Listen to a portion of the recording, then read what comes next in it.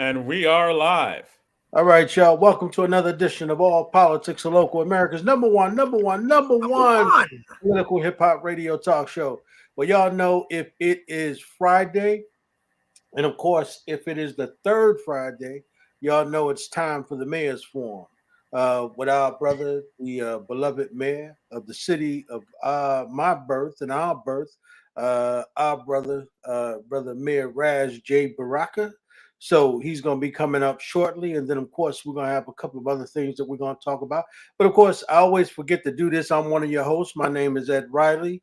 And so, John and Zaid, I'm going to let y'all go. Y'all the other co-hosts. I'm going to let y'all talk about who's coming up after the mayor. You muted, John. You muted, John.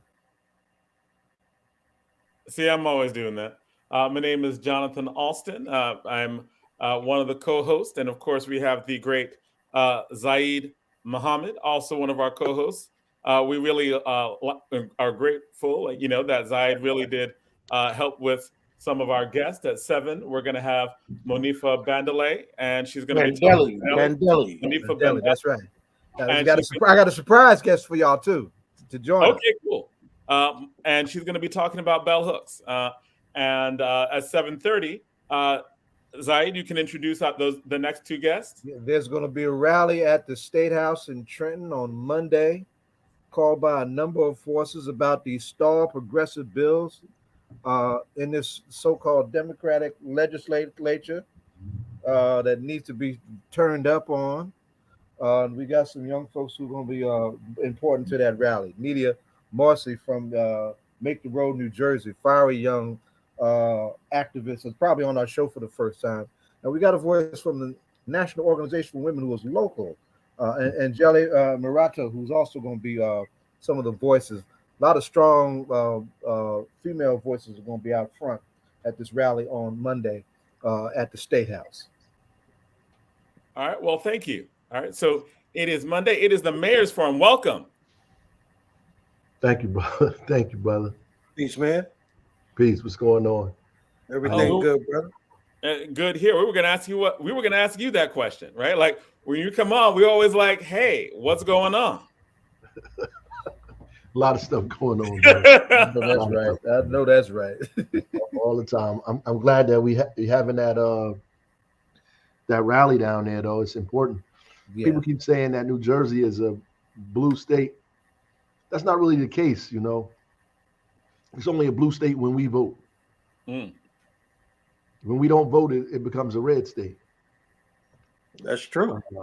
That's why the Democrats have not won 2 terms in a row in the last 40 years, except this one, because we usually find a reason to stand down, or people get us to stand down, black and brown folks. And the minute we vote, it turns into a blue state. But if you look at all of the people that voted for Trump in New Jersey and the amount of people that voted for this other guy, Chitterelli, you can see how red New Jersey really is. Almost like 6 in 10 white people would vote Republican very consistently, whether it's Trump, whether it's Chitterelli, whether consistent, right? Close to 6 in 10. Yeah, I mean, you have to get an enormous amount of black and brown vote and then a part of the other vote in order to win, right? If you're not then a part of if you're not Republican or in the middle right, which is really where this thing is, middle right in this state. And those issues just need to be talked about, and they don't. We hide under the fact that people say we're a blue state, and it affects us even in national races. People don't come here; they take it for granted, so forth and so on. New Jersey is known for raising money because it is a very wealthy state for national races. But in terms of the politics, people don't usually show up here like they do in other places. Just recently, we got Kamala Harris, we got her husband, we got Biden came sometime after that. Barack Obama showed up to Newark. That's unprecedented type of stuff. All of those people coming like that. And at the end of the day, that's because people assume that New Jersey is some kind of blue state, and it really isn't. So, yeah, it's a blue state. Be Yeah, careful. and that's when we sit down, it turns over. We get stepped on. That's right. We sit down, that's it. And our problem is that we just, even when we show up, we show up for that day, and that's it. Right. And episodic black vote. And when you're saying sure.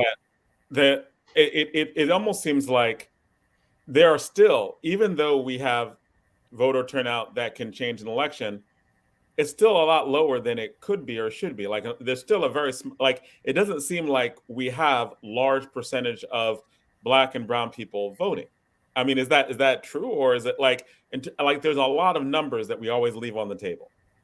Well, we just the same as everybody else. I mean, that's people who say. I mean, most Americans don't vote. So people say, "Oh, nobody voted in this election." Most Americans don't participate in the electoral process. So nowhere. Our vote. We need to get the people who are at least registered to vote out to vote, and increase the number of registrations. The proof of the fact that New Jersey is a red state. There are 1 million more Democrats registered to vote in New Jersey than are Republicans. So there are 1 million more registered Democrats in New Jersey than Republicans. So they never should have these kind of close races or a problem statewide with these races, because they are the majority, right? It's just clear majority, but that's not the case. It's just not the case. And we put a lot of pressure on ourselves. We need to register more people to vote. Yes, just like everybody else, we always need to register people to vote. But there are folks who are registered that we got to get out to vote. I mean, we have to learn how to organize those people, and get them to participate in it. So voter registration is one thing. So we talk that all the time: voter registration, which is another event, another mobilization. But we're just not organized in such a way that we vote the way we need to, and then after the vote, we continue that push and that thrust. We think we've done our job, and we behave that way. We expect people to do for us what we're supposed to be doing for ourselves. Like, it's not going to happen. There's always. So let me push right there a little bit, Mayor, on organized part of it, right? So how much of that organizing has to do with political education, right? Because it's about us understanding what's in it for us, right? So how much of that has to do with the organizing? Well, a lot of it has to do with organizing. It has to do with political education. It has to do with organizing, getting people to be involved in organizations, and that's what it is. In structures that are out here doing consistent and constant work. That's what the organizing part of it is. It's not just about being a part of a class. It's about also being a part of an organization, right? You have to be a part of a solid organization with a structure that continues to advocate and push consistently, even when it's not election time. That's we have to be a part of that and come together in a collective way at times to push for things that we need in a larger general sense. You have to be a part of something, right? You can't just be out here aloof, right? You have to be a part of it and in it, or else you're just on the sidelines commenting about it. But how do we get? I mean, we pushing for that now, right? But there's a lot of pushback. Young people don't believe in organization as much as we did, right? Coming through in terms of joining different organizations. Like if you think about the popularity of the Nation of Islam, back in the day, how popular it was and how organized it was, or if you think about all of the organizations that your dad Amiri created and believed in all of those organizations and all of those things that were being created. Young people today, when we talk to them about organizing, for most of them, it's always about what's in it for me monetarily, right? As opposed to building something, like for instance, we could talk about all politics are local and talk about all the work that we do, and in terms of and giving college credit and all of that, and the benefits that they get, working closely with elected officials and all of the things that they learn, but helping them maintain and keep their focus sometimes gets to be difficult when when you're trying to talk to them about reading books about Black Power, books about you know uh, where do we go from here, chaos or community, or things like that, and how that's going to help them. For young people, we're gonna, I mean, we heard Kwame Ture when he said organize, organize, organize, and we understood that. Young people today, how do we get, because it is a matter of motivating them, right? So, one, yeah, register to vote. Two, help them be, get an organization, but then motivate them. How do we do that? Because that's the problem in Atlanta right now. We're trying to get that senator reelected. Young people just aren't motivated. Well, I don't know if, I mean, I wouldn't make a general statement like that, but I think there's some young people that are out there that are you know doing real work, who are not looking for like monetary gain. We just have to propel them in the forefront and support the work that they're doing, that's out here. The problem is that it's so disparate and all the information is so spread out, and folks are just not as focused as we need them to be. And the way people organize is just different than when people organized before. Like, so those kinds of like organizations where you had to come and meet physically and have Right. somebody in charge, a chairman, an executive minister, this and this and that, were constructs of what was viable at that time. There may be other kind of constructs that allow these folks to get together bi-coastally, other kind of ways that we didn't have the opportunity to do because we just didn't have the resources or the technology to get it done. They just have to be creative about putting these things together and being consistent about it, and having at its foundation uh, some information based on data, research, all kinds of things that they building upon, and giving folks the opportunity to do that. I think the the weak or the con side of it is a lot of opportunists and opportunism out here, and it's easier to spread, because just like you can spread easy good stuff with the internet, you can spread bad stuff, right? So Right. it's a lot of opportunism, and it's a difference. People don't understand the issue. So you have people rallying for defunding the police, then you have some of those same people in front of a precinct saying open the precinct back up, right? So Right. that kind of confusion is foolishness, right? That kind of confusion, really throws people off. They don't know what to make of all of this, right? You got, folks that are out in the forefront who are saying and doing these kind of things, which I think are just opportunists. And then it's really incumbent upon us and people who are serious about it to kind of create the forums and places, and be innovative about how we attract young people and get them involved and put them in leadership position and let them lead.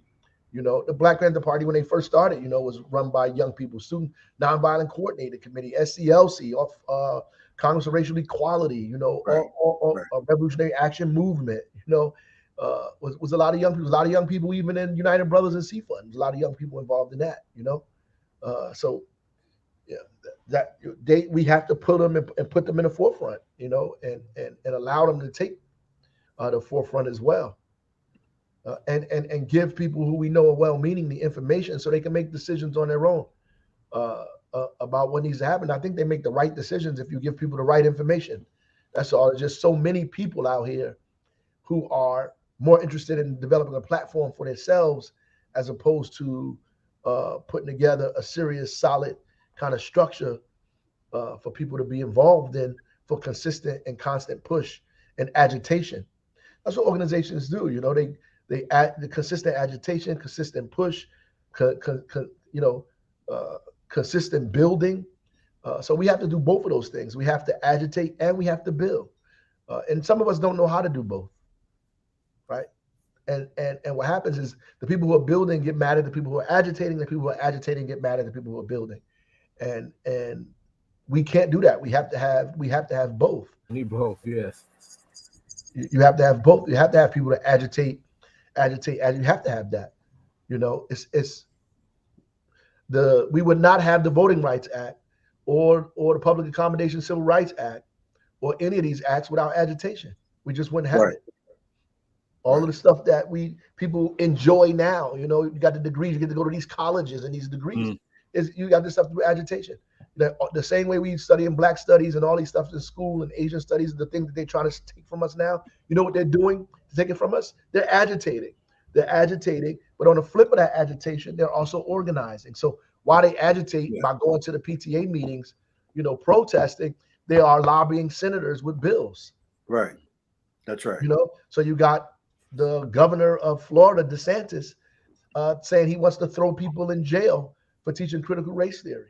Right. You got, you know, people in Tennessee making it illegal to read Martin Luther King speeches or banning books that talk about civil rights work. So they agitate and organize. We have to do both, right?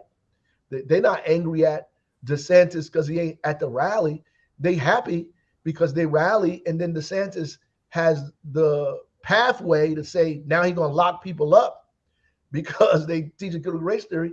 Because you got all these parents in these PTA meetings acting a fool, agitated, right? So none of the acts would have took place, Civil Rights Act, Voting Rights Act, if we didn't have agitation, but they also wouldn't have took place if we didn't have, you know, Martin Luther King and the rest of those folks sitting down with, you know, LBJ and the rest of them saying, this is what we need. We need to push this. We need this. We need that. We need this. If you don't do it, these folks down here are going to tear the place up.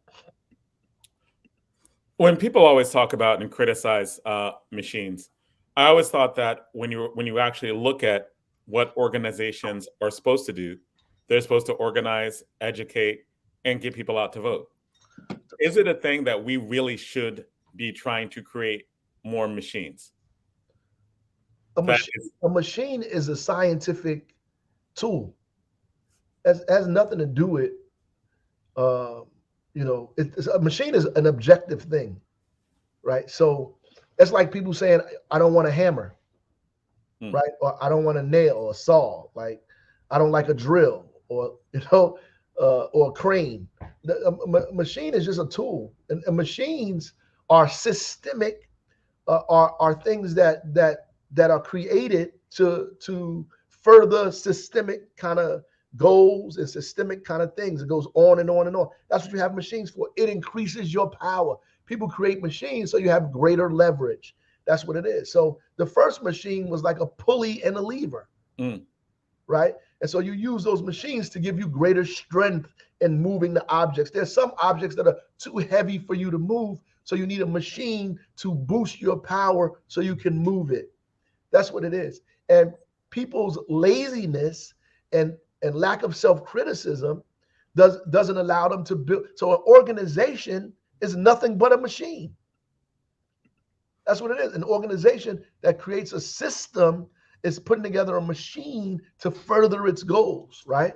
And the more effective and well-built your machine is, the more effective your outcomes will be, or the greater your leverage, or the greater your power will be based on that machine. Now, what people are upset about is that our enemies have machines and we don't. That's like going to war and you're going to tell people to get rid of their tanks, right? So you got the nuclear arms thing going on, and that's why people are upset. They don't want Iran to get nuclear weapons. They don't want all these other people to get nuclear weapons, not simply because they oppose the nuclear weapons, but because they don't want these people to have those kind of things, give them a level of power that they don't think those people should have. Now, I think all of these people should get rid of their nuclear weapons, number one, but the U.S. ain't going to throw away all its nuclear weapons, and neither is Soviet Union, right?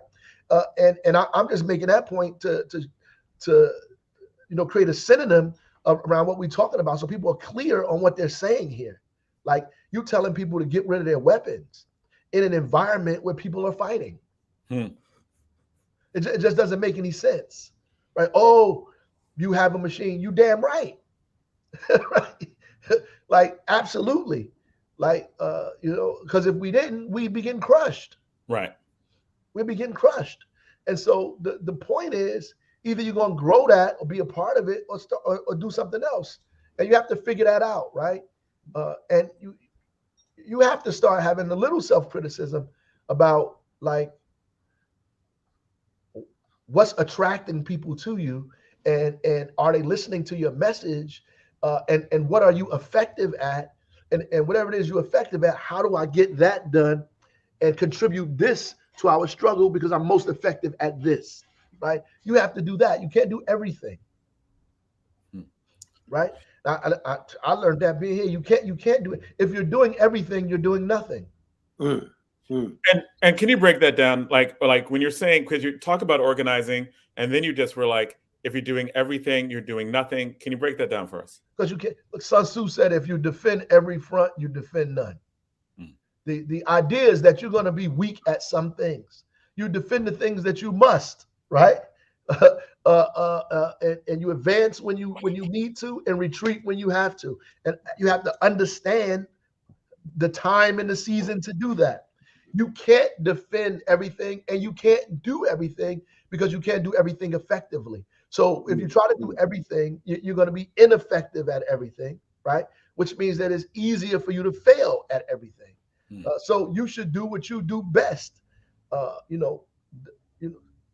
Reinforce your strengths, right? Reinforce your strengths and protect the things that you're weak at. But that's what you need to be doing. Not out here like trying to do every little thing. You need to focus on what's the best thing you can do to help this movement, and get in it and get it done. And surround yourselves with people who can supplement your weaknesses, or who can be there around you, who can deal with the other part of it that you're just not strong at, right? That's why it's important to build alliances, right? So the U.S. have bases all over the world, right? So and they have allies in those places, right? They understand that, right? And it's important for us to understand that in struggle, like you can't defend everything. You need allies. You need folks in different places. You have to have that. You just have to. If you try not to, you're going to isolate yourself. Now, and so when you're talking about the self-criticism, when you're talking about having allies in different places, you're saying that's related to you not being able to do everything, right? Like you need to be able to reach out to people who are strong in areas where you are not. Absolutely. That's what you need. You need to reach out to people who are strong. And I was talking to the kids at Quitman Street School yesterday. I was telling them, it doesn't make sense for you to tease the person in your class that's good at math when you're failing it. It's like, that's just not logical.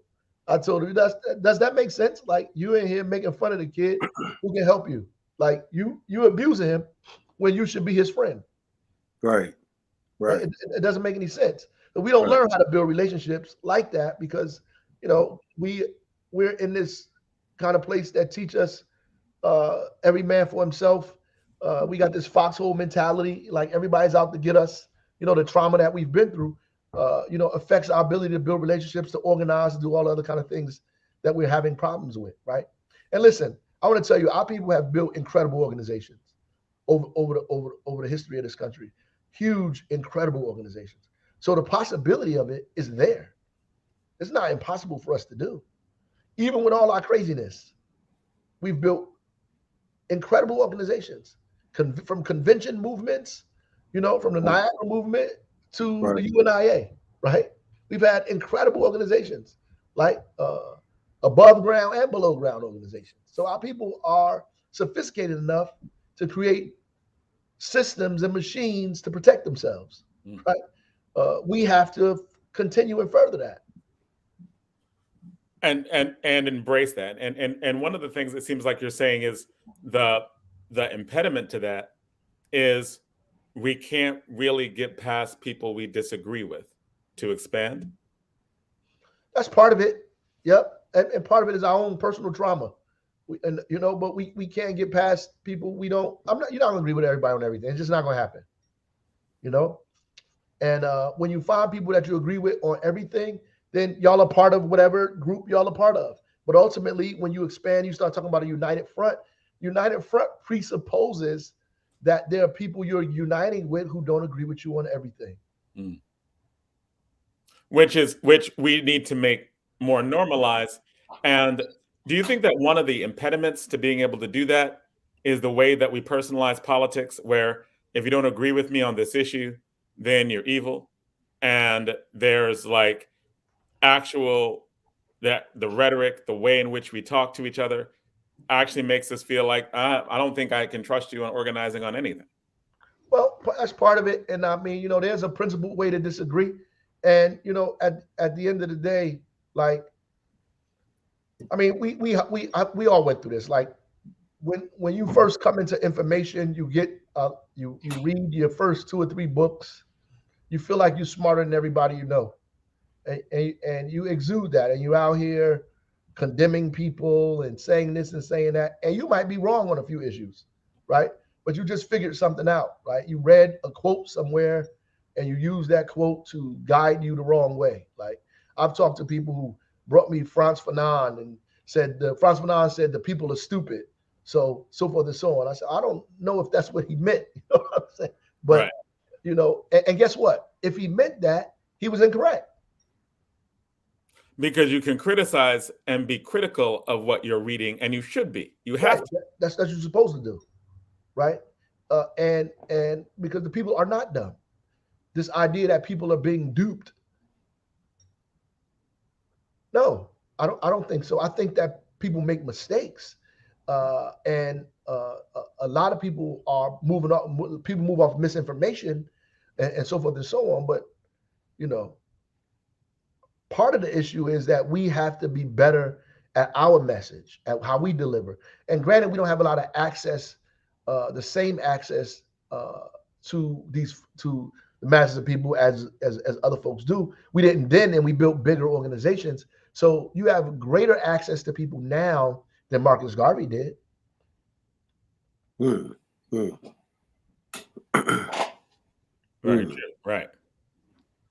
Right. Marcus Garvey was organizing in the middle of Jim Crow and lynchings.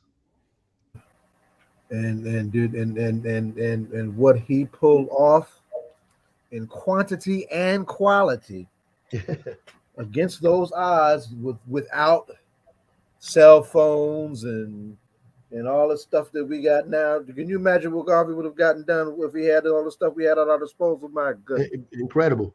It'd be incredible. Right. Just the level of commitment and consistency. You just gotta, so it's really we really can't say, these people have more of this. We have all kind of disruptive technology, all kinds of things that exist that allows us to do different things. I just that the time period is different. And something that you said, Ed, our young people they focused all over the place. We just got to censor them, and or they have to censor themselves. Right. And we have to engage them, I should say. We should need to engage them, because we out here doing our thing. We didn't need to engage these young folks and give them the opportunity to do the things that they think should be done. I think you're right about that, Mayor, because I got, I had a call from a father who called me during the week, and he was saying, he was reading some of the press about the convention, coming to Newark, next year, and he was like, "Look, man, I want to figure out, how do I get, my 19-year-old son involved?" He said, he doesn't really necessarily seem to be motivated about a lot of things, but he had an opportunity to look at the 72 Gary convention, and he was absolutely amazed by that amount of people coming together, based around the conditions that were plaguing Black folks at that time. And he was like, how do I get my young son involved? And I think part of it too, in my mind, Mayor, would be that a lot of parents have to, I think, bring their children to that, right? And introduce their kids to that. Because when I talked to the young brother and had an opportunity to talk to him and, told him to go to the website, fill out the application, he didn't just do that. He hit me back and he asked me, he said, "Man, is there a book that you can recommend that I might be able to begin to read, so that I have some information. So when I come on the organizing, a meeting, I've got some background about, the struggle of Black folk. And I was impressed by that, because I was like, wait a second. I mean, is that what it really takes? Just us being able to talk to some of those young brothers, and maybe it is. I don't know. I'm just saying that at this particular point, it would appear to me that those parents, or parents who have teenage sons, just can't assume that somehow that information is going to follow them, or going to find them, right? Because his father introduced them to it. No, absolutely. We are going to have to talk to them, or bring them in spaces where these things exist. We have to create the spaces, and we can't take for granted the things that we had access to that other folks, like these kids, might not have access to. I always talk about all of the, I have more opportunities than many people to hear people speak, go to poetry readings, read different things, listen to alternative points of view. Right. In college, go to conferences and meet different people. Get to hear Dr. Ben talk when he was around. Get to hear John Henry Clark.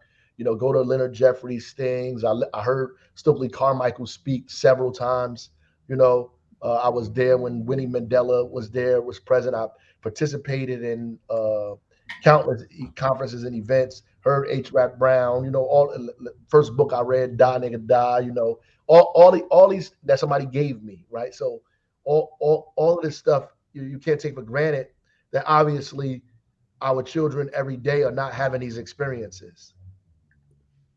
They're not having them, and they may be having bits and pieces of them on the internet, right? And they trying to piece it together the way they can on their own, but they don't get to go every Friday to a meeting to discuss, how Europe underdeveloped Africa.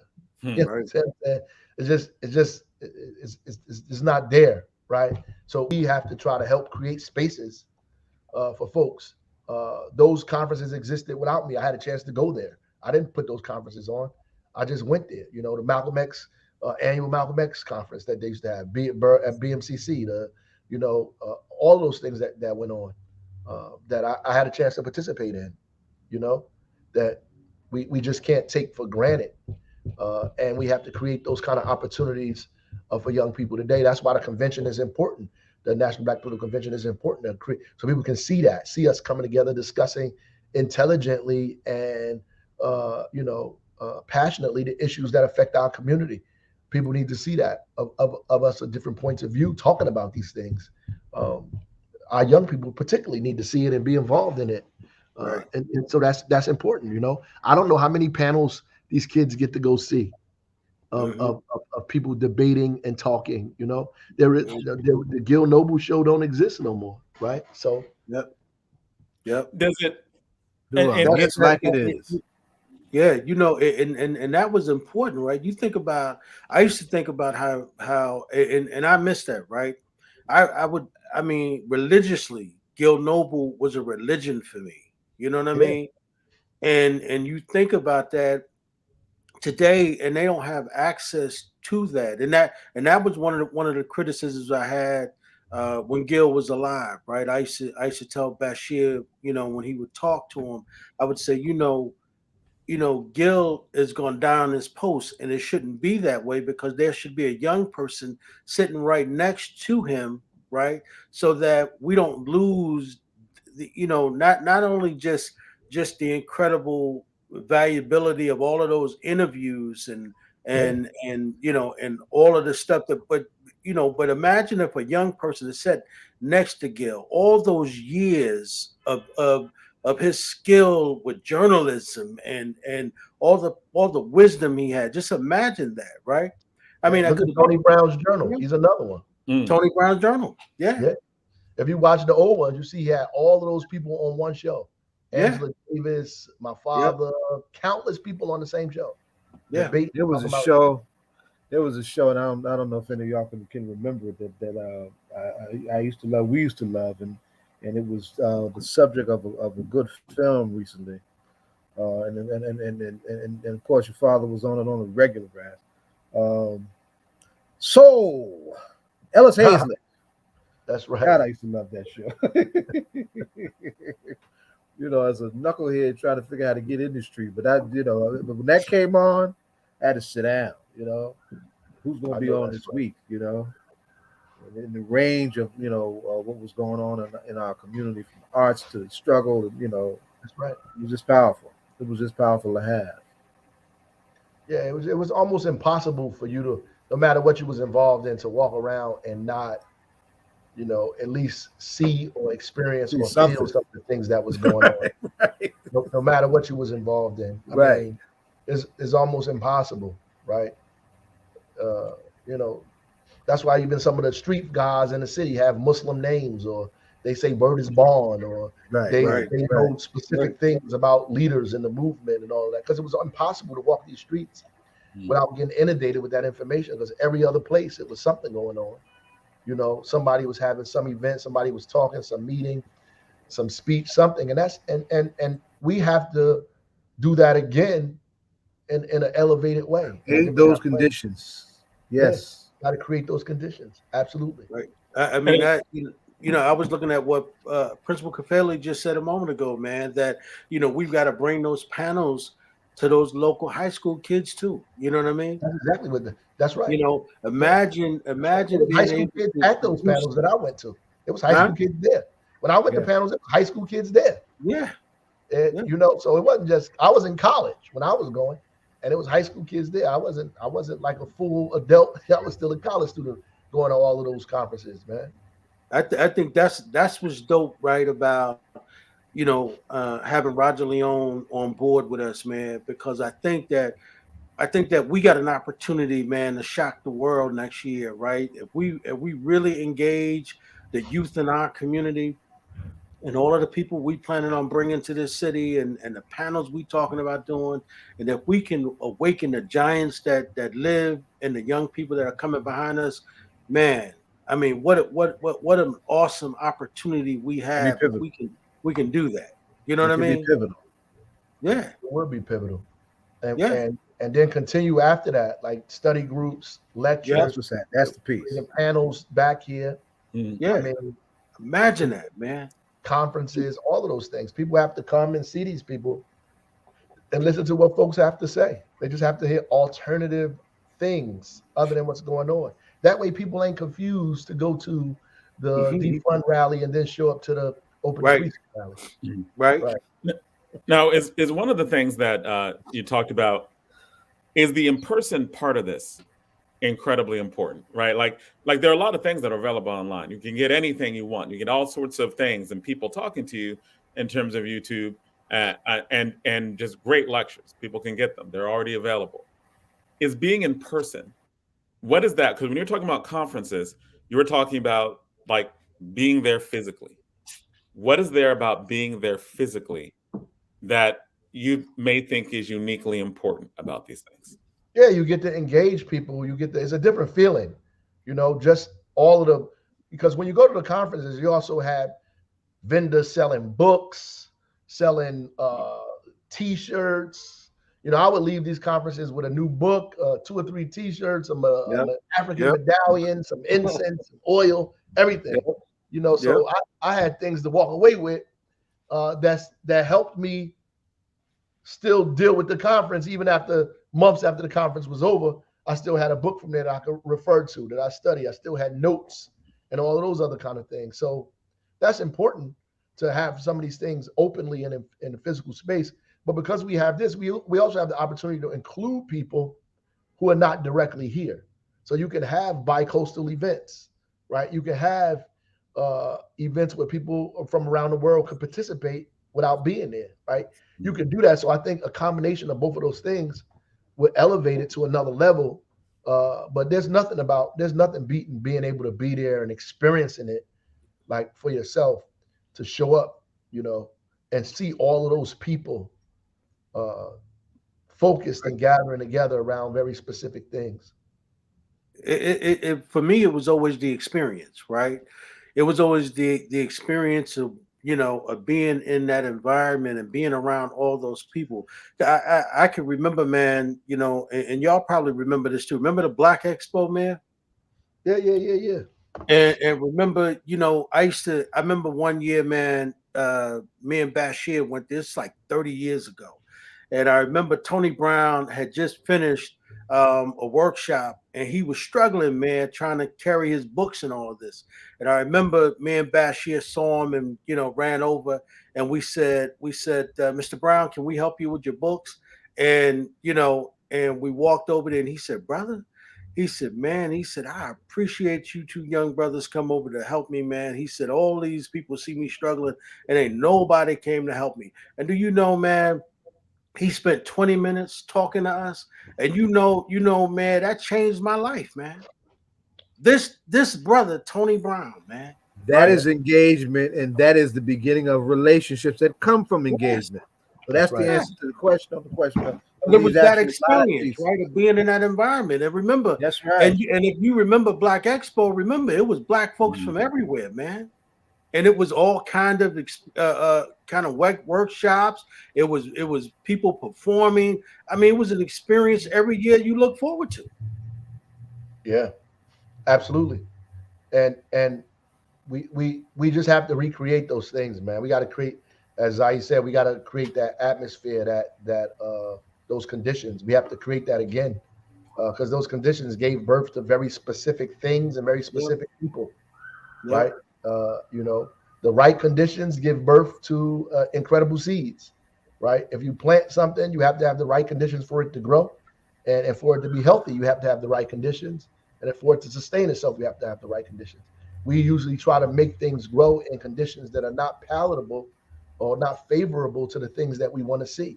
Like we just want to do it, and we don't get the outcome we desire. We don't understand that we didn't put the pre-work in order to get the outcomes that we need, right? We got to create the conditions that are favorable to what we want to see, right?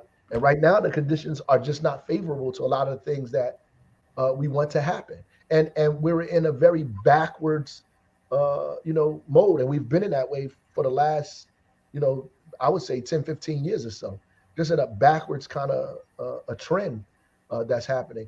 And then I think Obama came and gave people this kind of hope, which really energized our enemies even more. And it pushed back even further, right? So now, before Obama, they wasn't talking about getting rid of Martin Luther King studies in school. You see how worse it's gotten? Right. The atmosphere is so terrible now. We back to a point where we have to advocate for Black studies again. Yep. And do you think that's also, you're saying we've gone back and are the lot of regressive forces are just organized? What they are organized and they're angry. So there's a backlash. Same thing that happened after Reconstruction. Backlash. That's it. Same thing happened after Reconstruction. I mean, it's historical. After Reconstruction came the Klan. There was no Klan before Reconstruction. Reconstruction, here come the Klan. Y'all not putting these Black people in. Y'all crazy? They're not gonna have more power than me, right? So at the end, the no matter what goes on, the fact that whiteness gives them privilege, to take that privilege away. I don't have nothing else. I don't have no money. I don't have no land. I don't have nothing. I'm poor just like everybody else in this country. At least I'm white, right? To take that privilege away from me also, creates this kind of deep resentment. And these people, the Klan came just like now. Now we fighting so people can listen to Martin Luther King speeches. They don't even want you to talk about the Little Rock Nine. Right. In Tennessee, they fighting because in the children's books, they're not talking about college books. They're talking about children's books that talk about the Little Rock Nine. They don't want that in there because it is too painful for their kids to experience. Could you imagine talking about it is painful? Imagine if you was going through it. Right. Right. And when you're talking about organizing, how do you organize? Like what is the end game in this? Like, what does that organizing look like when you're dealing with what it seems like, or that it's not even, we're not even talking about the same language? Like, That's why you have to have multifaceted kind of organizations or different organizations. That's why you need a united front. Everybody is not on the same side, on the same page there. Like we need everybody together in a united place. We have people to fight for legislation. You got to have people elected. You have to have people fighting for legislation and different things for you in specific positions because that's what they have and they're pushing these bills. You have to have people fighting that. You have to have people pushing what you want in the courts, in the legislature. You have to have that. You have to have people on the ground who are agitating, who are advocating, who are pushing. You have to have people in the schools who are organized to create, all kinds of study guides and curriculum and pushing things in schools just like we had before to push for those things in the schools. So we have to have all these people working in some kind of relationship. And we can't be angry at each other all the time. And we have to be sophisticated enough to disagree with President Obama. And this is an example. We have to be sophisticated enough to disagree with President Obama, but not agree with his enemies. Can you repeat that and break that down? Because that was, you slipped that in, right? Well, because that's supposed to quote, right? Yeah. Right. So we have to be sophisticated enough to criticize the president without empowering his enemies, right? So, you know what Chiarelli was saying? This is what Chiarelli was saying. That Murphy got 90% and 95% of the black vote and he ain't do nothing for black people. That's what he was saying. Right. And if we was as dumb as everybody, these like the guy I was talking to was saying, that would have meant something to us. But black people ain't dumb. You know, we ain't duped by that. Yeah, like, oh, he 95. We okay, that's right. We get it, but we ain't voting for you. You know, so you pushing that line, right? Trying to use what it is that we're saying against us. And that's what happens. That's what happened to David Dinkins, right? People were so angry and upset that David Dinkins wasn't doing the things that they wanted him to do that they got rid of him. And then they got Giuliani for 20 years. Right. And you're talking about the first black mayor of New York, who was a one-term mayor, who was replaced by Giuliani, who brought in stop and frisk and a lot of the policies that were like incredibly horrible when it came to police brutality. A lot of the national policy on police brutality started in New York with Giuliani and broken windows policy. That's why we need multiple organizations. Somebody got to push, even me. People got to push me. People got to push Dinkins. There have to be organizations and things that's push, right? And when it's time to unite, push, unite, unity, struggle. We have to be sophisticated enough to push, but not unite with enemies. You can't, like, when Cory Booker was the mayor, I criticized him a lot, right? I was trying to push him. When he ran for Senate, like the racists came and said, oh, you know, you have a problem with Cory Booker. We're having a rally. Come to our thing. Hell no. Right. You know, why would I be with you? Like, you can't. We have to be clear and sophisticated. Yes. The people who do that, who are creating chaos and confusion, and objectively are our enemies. Because how do you support white supremacy? To that extent, like you can't. We have to be sophisticated enough to fight each other and struggle with one another, right? To the point where we even have to walk away sometimes, right? But we cannot be used against each other. That's right. And I think that that's this I think that becomes a real good clarifying line of we have to fight each other without empowering our enemies and having both of those things together. Because that means that there's a line that always has to be drawn and an understanding of our commonality. How do we get to that understanding of commonality? You need study and organization, brother. That's what we've been talking about the whole time. You have to be organized, involved in something where people can check you, so forth and so on. And you have to study. And that's the only way you understand that. This is war, strategy. It's not like arbitrary. We have to be strategic. Can't be out here just arbitrarily doing stuff, right? We have to be strategic about what we do. Our enemies are strategic, and the higher you get, the worse your enemies are. So, and the further you go, the more dangerous your enemies are going to become. The more ground you gain, the more vicious they're going to get, right? Which is why they're talking the way they're talking now. The more ground we gain, the more vicious they become. When you back something in the corner, it becomes more vicious. When people think that their end is near, they become more dangerous, and that's what happens. So, of course, they're going to say, "Don't teach Martin Luther King," right? There are all kind of things they can say, "Don't teach," right? That way out here that that I would think is dangerous, like for them. But when they start with Martin Luther King, you know what's happening now. Black liberation movement taught this country about itself. And as long as that movement was viable, y'all, here's what I'm about to say, right? Folks on the other side, especially within the ranks of their young, their eyes too were being opened. And they were confronting the limitation of white supremacy from a humane prospect. So when you start talking about education, that's the jugular vein. That's right. That's right. Of what they're trying to keep up. And if we are actually making some real inroads on all these school systems that we can control, and particularly school systems that are not just where we live. Remember, the Amistad bill is for the state of New Jersey, all public schools. Right? If we actually had the capacity to enforce that, we could de-racist generational racism in several generations just through the schooling. And they know that. That's why they're so desperate. Desperate. I got to go to this thing, man, with Michael B. Jordan, HBCUs, and I'm supposed to be introducing them and all of that. So, we have these games this weekend that Michael B. Jordan is organizing. Historically Black colleges, they just had a college fair today, university kind of fair, and tonight is the reception, and tomorrow is the basketball game. So nice. I gotta go do my mayoral duty, boy, and welcome them to the city.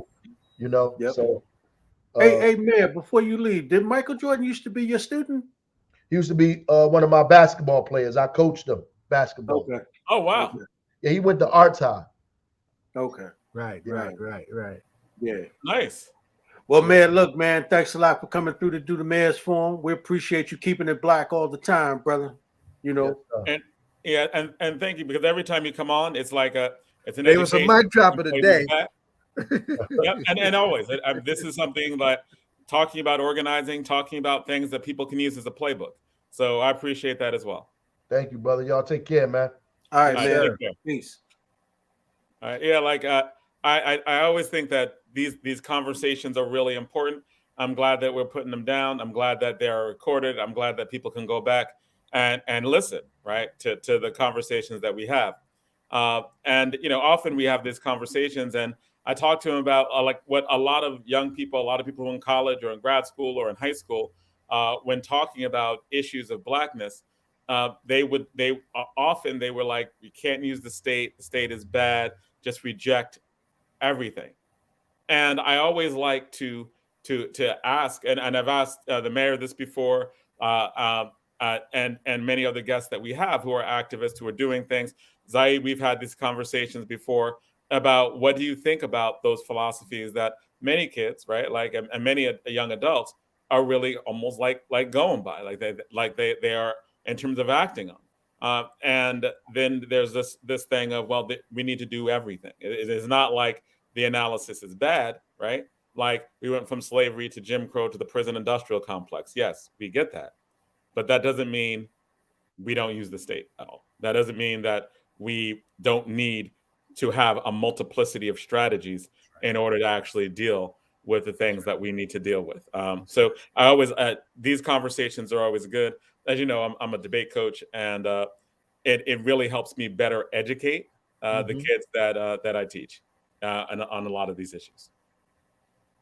Yeah, and I'm gonna tell you, I just every once in a while I just have to stop and just look at this little brother, because I can remember when he was, in elementary school.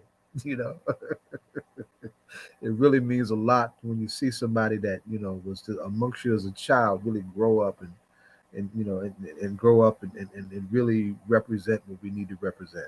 It means a lot. And I say that because I know some of us, I dare say some of us, made the mistake of taking his father for granted, like he was going to be here forever. things are going to be just the way they always were just because he was here. No, certain things had to be done and maintained in order for them to be and stay at a certain level, and that didn't happen. For a number of years after while he was still on the scene. So we can't take folks for granted. What's on our time to do and on our watch to do, we need to do. We need to do and be responsible for our time.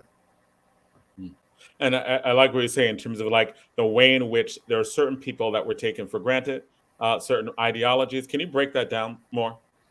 Well, I mean, because we had a Miri, and I'm talking about within the movement. I'm not talking about forces outside of we regular community folks.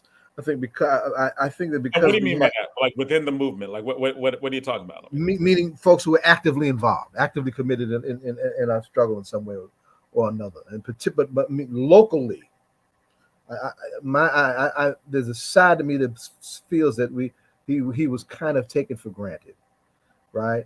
That after a certain time or space, certain things stopped happening around him or in the way of the things that we were trying to do when he was in his prime and in the front of a lot of those things just kind of stopped. But we could call him out and bring him out and have him come and he was always at our disposal, right? For nothing, just because, and then he felt that he's supposed to be at our disposal. That was cool, But in terms of trying to maintain and actually represent it and embody and do the kind of things that he taught us to do, a lot of folks didn't do that. A lot of folks didn't do that. Well, While I'm sitting here and admiring what Ras became, I also look at the gap that was in between when Amiri was on the scene for a while, post Black Arts Movement, post Black Liberation Movement at his prime, and the backwardness that we had to step over just for a Ras to reemerge.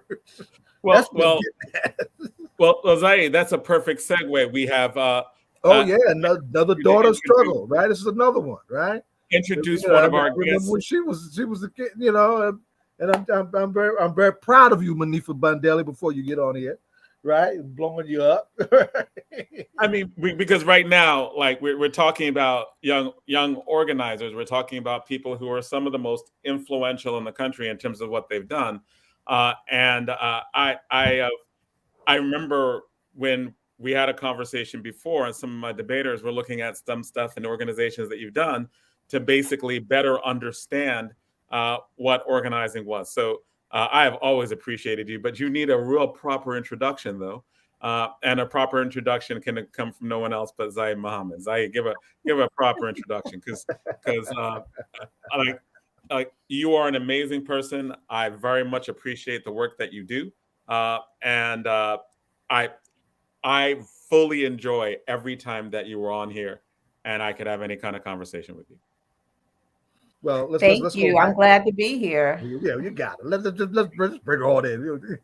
Let's jump in. I mean, I think that the foundation for a lot of the work that I do and a lot of the brothers and sisters around me right now was poured by Bell Hooks, who we're here to talk about today. And I mean, it was just such a outpouring of appreciation and acknowledgement that happened when she joined the Ancestors earlier this week. But I think that it'll take us, forever to actually get to all of the great, nuggets and just critical thinking and critical expression that she put out there at a critical time in all of our lives. I mean, she wrote pretty much like a book a year in the 90s, and we just devoured them. And so I'm just honored to be here to talk about her. So you are a prolific organizer, probably one of the most influential organizers of our generation. I don't think that's an exaggeration, right, in terms of the work that you do. How did Bell Hooks and her work help guide or inspire you? She really breathed life into me as a young Black organizer. when we looked around when we were teenagers, which is when I first became introduced to bell hooks. It was a friend of mine, Dream Hampton. We met in the mall. I was 16. And she talked about these books, Ain't I a Woman and Feminist Theory from Margin to Center. And I had never heard of them, and she was just like, what? How could you not hear about this? And so we were already activists. We were already doing work in our communities around police violence. We were very active. And up until that point, and still even after that, the question put to us as women and girls was always like, are you a race woman? Like, are you putting first and foremost in the work that you do race? And what bell hooks let us do was to really interrogate that. So years later, when she put out Sisters of the Yam, it really helped us to see the oppressions that we were having, of course, very clearly outside of our communities, and also what was happening in our communities that kind of regulated us to a particular place, not just within the communities, but also within our organizations. So in many ways, she fired us up. It was a call to action for us to look at the intersections of race and gender and to talk openly about the harms that Black women face inside of our communities and how that has a particular effect on our bodies, but more importantly for us to be leaders in it. And so today when we see everyone is saying intersectional feminism, you saw the signs at all the different women's marches. Black women ran in there and they're like, it's not real feminism unless it's intersectional. Bell hooks laid that foundation decades ago. Monifa, talk about that a minute. Intersectional. What does that really mean? Like when I hear that, but what does that really mean? It really means that I'm a whole person. There's not one system of oppression that impacts me separate and apart from others. And so what Bell really taught us is that we're always in a constant struggle against racism and sexism at the same time, right? We can't separate those things out. So when I walk into a room, I'm not just a Black person, I'm a Black woman. And so when we're organizing around women's rights with women, we have to constantly battle and deconstruct the white supremacy in those spaces. And then when we're in our own communities, we have to deconstruct and battle the patriarchy within our communities and with our organizations. And you have to understand, like Baba Zaid said, especially for those of us that came out of movement families, people that grew up in the East or went to schools like I did, where you see Shule. I mean, it was articulated that, boys were first, men were in the middle. And here was Bell Hooks saying, that this movement that we have to build has to be intersectional and it has to deconstruct all of the systems of oppression that we face. And most importantly, I want to say she taught that feminism was for everybody. And, I want to talk a little bit about her theories, specifically on Black men. And can you break that down? Can you start to have that conversation? Like in terms of the stuff that you found useful? I was blown away. When she talks about men in general and violence, when you look at the statistics, this is not broken down by race, but something like 90% of all homicides are committed by men. 98% of mass, killings are men. And so she says that masculinity teaches men to be violent externally. Second, the first thing that masculinity teaches men to do is to kill the soft sides of them inside as you grow up. Your humanity that teaches you to love and have compassion and to be able to cry and be sympathetic and be vulnerable. That's the first thing that masculinity kills and that patriarchy kills within boys. And so she really underscores this need for men's health to look at feminism, to really take a critical look at patriarchy and how it hurts men, how it hurts boys before they even become men, and therefore cripples men emotionally. It was mind-blowing, especially at the time when I was reading it. I mean, it's still mind-blowing, but we're talking about in the 90s she was writing this. And do you find that within the organizations, like within and how you move, that this has helped actually make decisions? And like where is how has that practically helped in a lot of the organizing that you do? Yeah, it helped to really shift our leadership. So the organizations that we were in then, when we were first, building out the Malcolm X grassroots movement, we Yeah. created a women's caucus, right? Because of authors like Bell Hooks and Patricia uh, um, Hill. There were a number of feminists that we were reading, but Bell Hooks, because of her work, we knew that we had to organize as women, and that we had to make sure that the leadership of our organization was one that had women in collaboration at the highest levels. So we immediately put in our own bylaws in the Malcolm X grassroots movement that we had to have two co-chairs, that we had to have a man co-chair and a woman co-chair at all times, right? To make sure that there was joint leadership at the highest levels. And so really looking at the work that she was, what she was calling us to do as Black women and girls, and actualizing that in our organizations was powerful, because now we had a whole nother squad of leadership because it was intentional. So if you rolled up in the meeting and there were all men leading it and at the leadership of the various organizations, we had to stop. We would stop those meetings. And that was because of Bell Hooks's teachings and writings. And therefore, those organizations became better because they had a more diverse leadership moving forward. So she was shifting things that she wasn't even a part of because she had recruited our minds as young Black women. I'm going to tell y'all something. And y'all were quite young when y'all did that, right? Yeah. And at this right a little before that, I think one of the few organizations to do that before that was, and they didn't do it right away, right? Is Cobra, right? As reparations is trying to develop some legs up under it, and Cobra has that kind of structure now, right? Can you break down very what few organizations do that? Can you break down what is Cobra?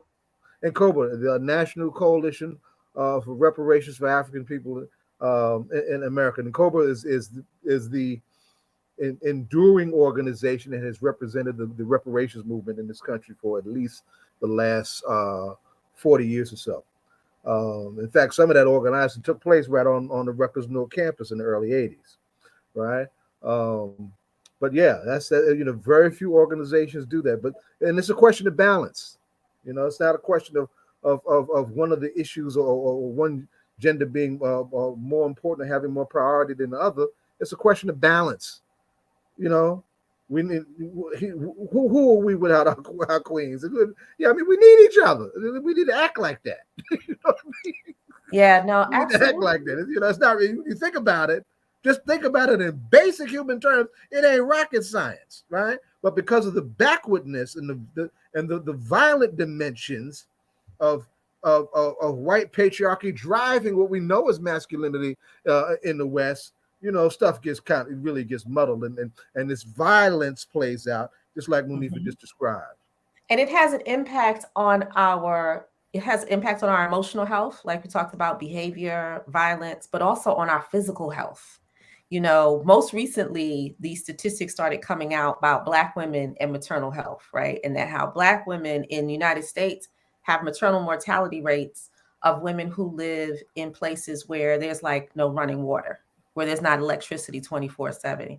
It's like really, really, it's shocking when you look at the statistics. But when you've read Bell Hooks, and especially when you read Sisters of the Yam, and she talks about the emotional toll on one's body when you're constantly not only fighting the scene, the racism that you're allowed to talk about, but then battling the sexism that, especially at that time when she was writing about, we're not supposed to talk about it. You're not supposed to take it out of the home. If it's happening in the community, we keep it to ourselves because that will somehow, hurt us or hurt Black men.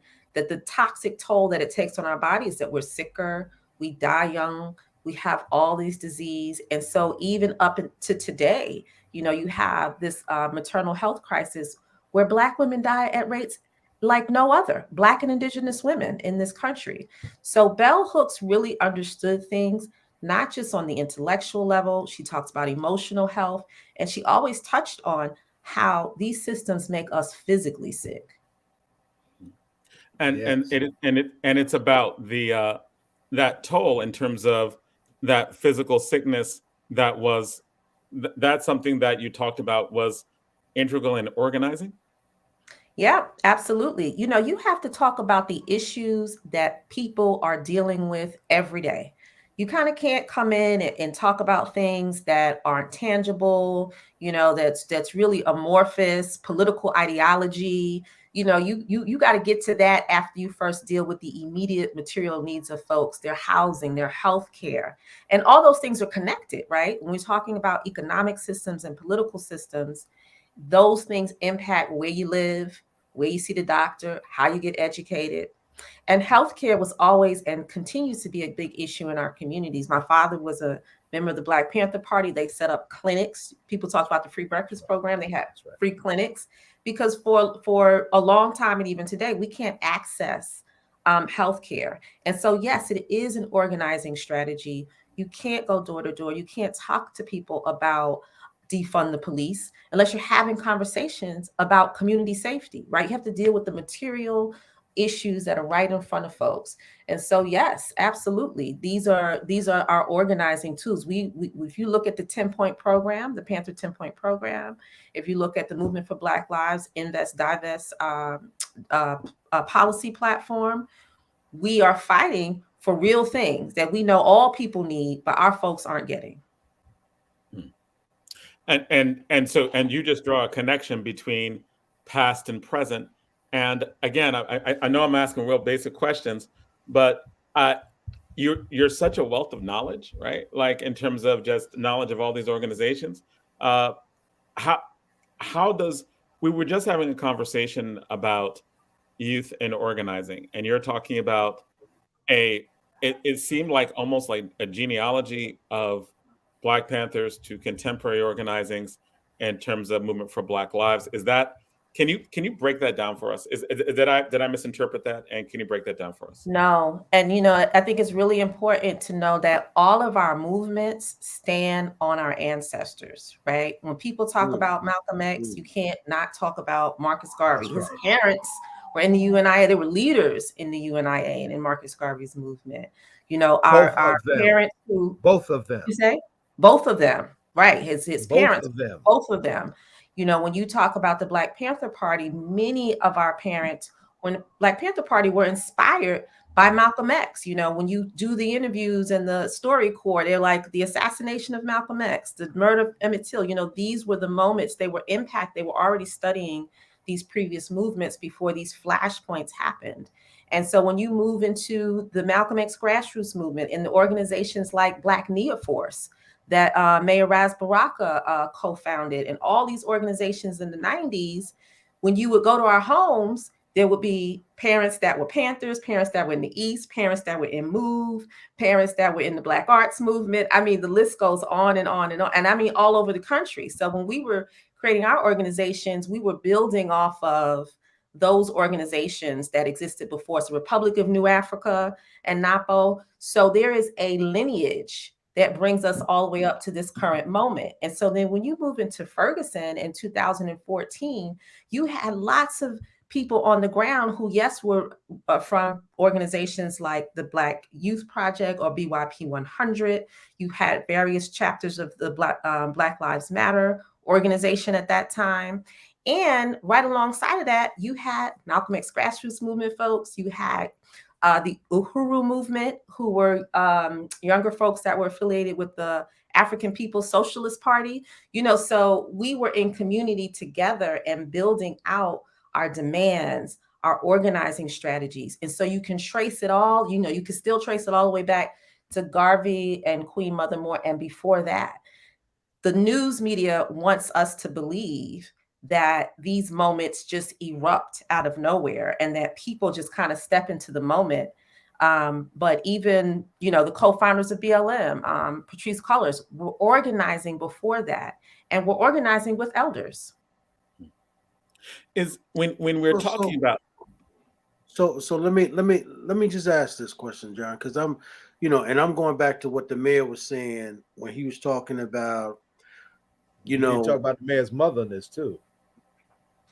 Yeah, the thing about organizing, right? And because he was talking about being able to organize young people, So all the stuff you talked about, all those people you just mentioned, like Queen Mother Moore, right? Like in our sojourn, we've had an opportunity to see these people, right? We've had an opportunity to see Queen Mother Moore. Uh, some of us saw when she was able to walk, but most of us have probably seen her when she was in a wheelchair. But until the day she went home to be with the Lord, she was advocating, right, for reparations for Black folks. My point is that, or I should say, what I'm trying to get at here is that all that knowledge and information that you have, Sister Badele, how do we, because you see the level of confusion amongst young people, particularly you see it amongst young girls. How do we create Because I said this to the mayor. How do we begin to create organizations that will attract young people like we did on a Friday, like he did, right? On a Friday, would be willing to go to, let's say, a church in Brooklyn and hear a young Sister Soldier or a young Raz Baraka speaking. How do we do that? How do we capture that? I see it happening. I see it happening everywhere, every day, all over the country. It is continuing. There's been a huge backlash in the last couple of years. But one of the ways we were able to build out that platform of the Vision for Black Lives is because people were having local weekly meetings, mostly with young people, but very intergenerational, in cities all over the country. And so we are continuing that playbook. We worked really closely with Black Near Force, Malcolm X grassroots movement. I mean, we all would go and sit in each other's houses and at the feet of our various parents, right? And so we took those tactics and advanced them.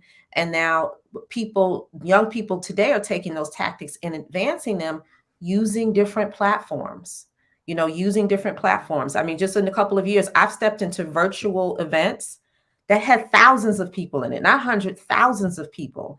And I know there's limitations to those types of gatherings versus being actually in person.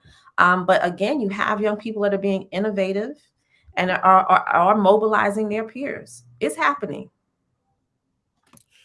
And I want to bring this back to bell hooks and to just the level of interrogating masculinity. Did Black Panthers, were they already doing that in terms of interrogating an understanding of masculinity that was different from the dominant masculinity? No, not really. When we talk to, our mamas who were in the Panthers, they share stories that we didn't get these brothers from Revolutionary Heaven. That's what they used to say. They used to say that. Yeah, we know there was an understanding. I was raised by Panther women. They definitely let us. They made sure they checked our young masculinity at the door. At the door. It was pretty bad. Janet Cyril. It was hard. Yeah. So one of my mentors is Janet Cyril. Yes.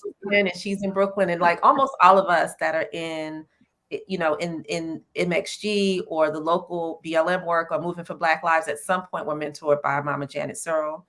And she talks to us about the chauvinism and the masculinity and how the patriarchy, I should say, and how harmful it was, not just to the organization and its ability to advance and go further than it could have, but also to the women in the organizations physically and emotionally. She talked about sisters being broken or pushed out, especially queer women weren't allowed to assume leadership roles or to feel like they were in community, or queer folks in general, and women.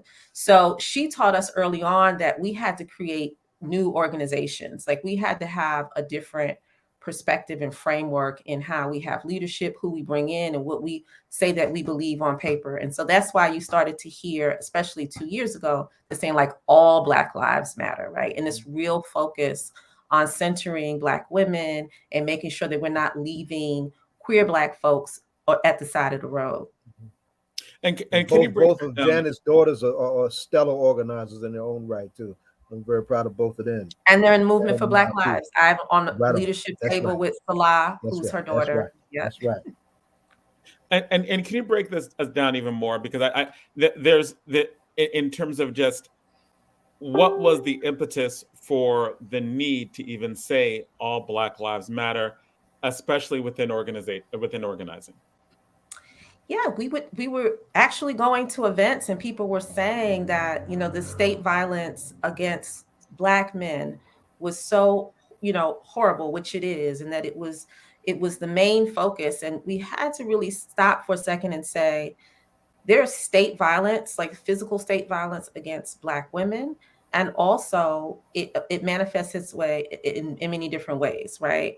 But particularly what was happening is that we weren't hearing about the Breonna Taylors and the Sandra Blands and all of these other stories and cases weren't getting the same level of attention, organizing. And a lot of that had to do with the narrative that was out there, right? And this narrative was that right now in the crosshairs are Black men and boys. That is the ultimate and central focus.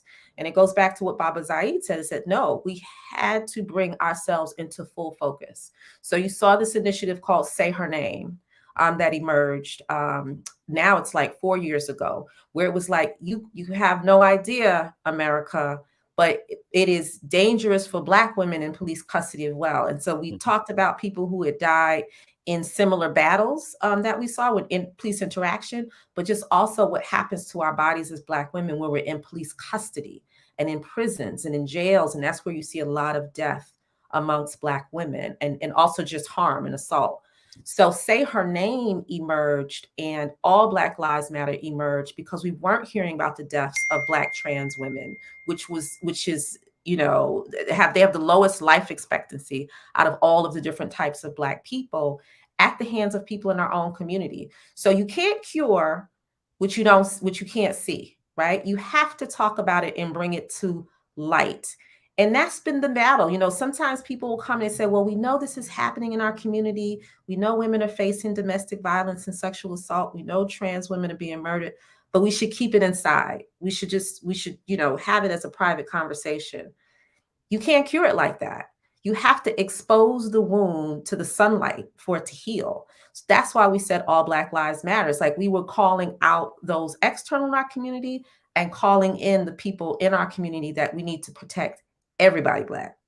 And do you think that when looking at the ways in which Black women are affected by police brutality, that they can allow us to see the different ways they affect our community as a whole? As in, when we look at George Floyd, when we look at the ways in which Black men were killed, it was very gruesome and public and on film. It was like a snuff film, right?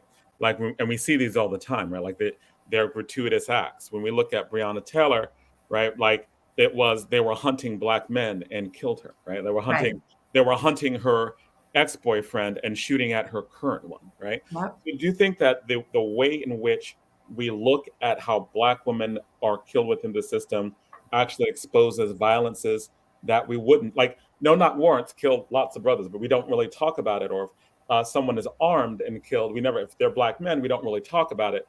But if it's a Black woman, like the woman in Baltimore who was killed and armed, that was still wrong.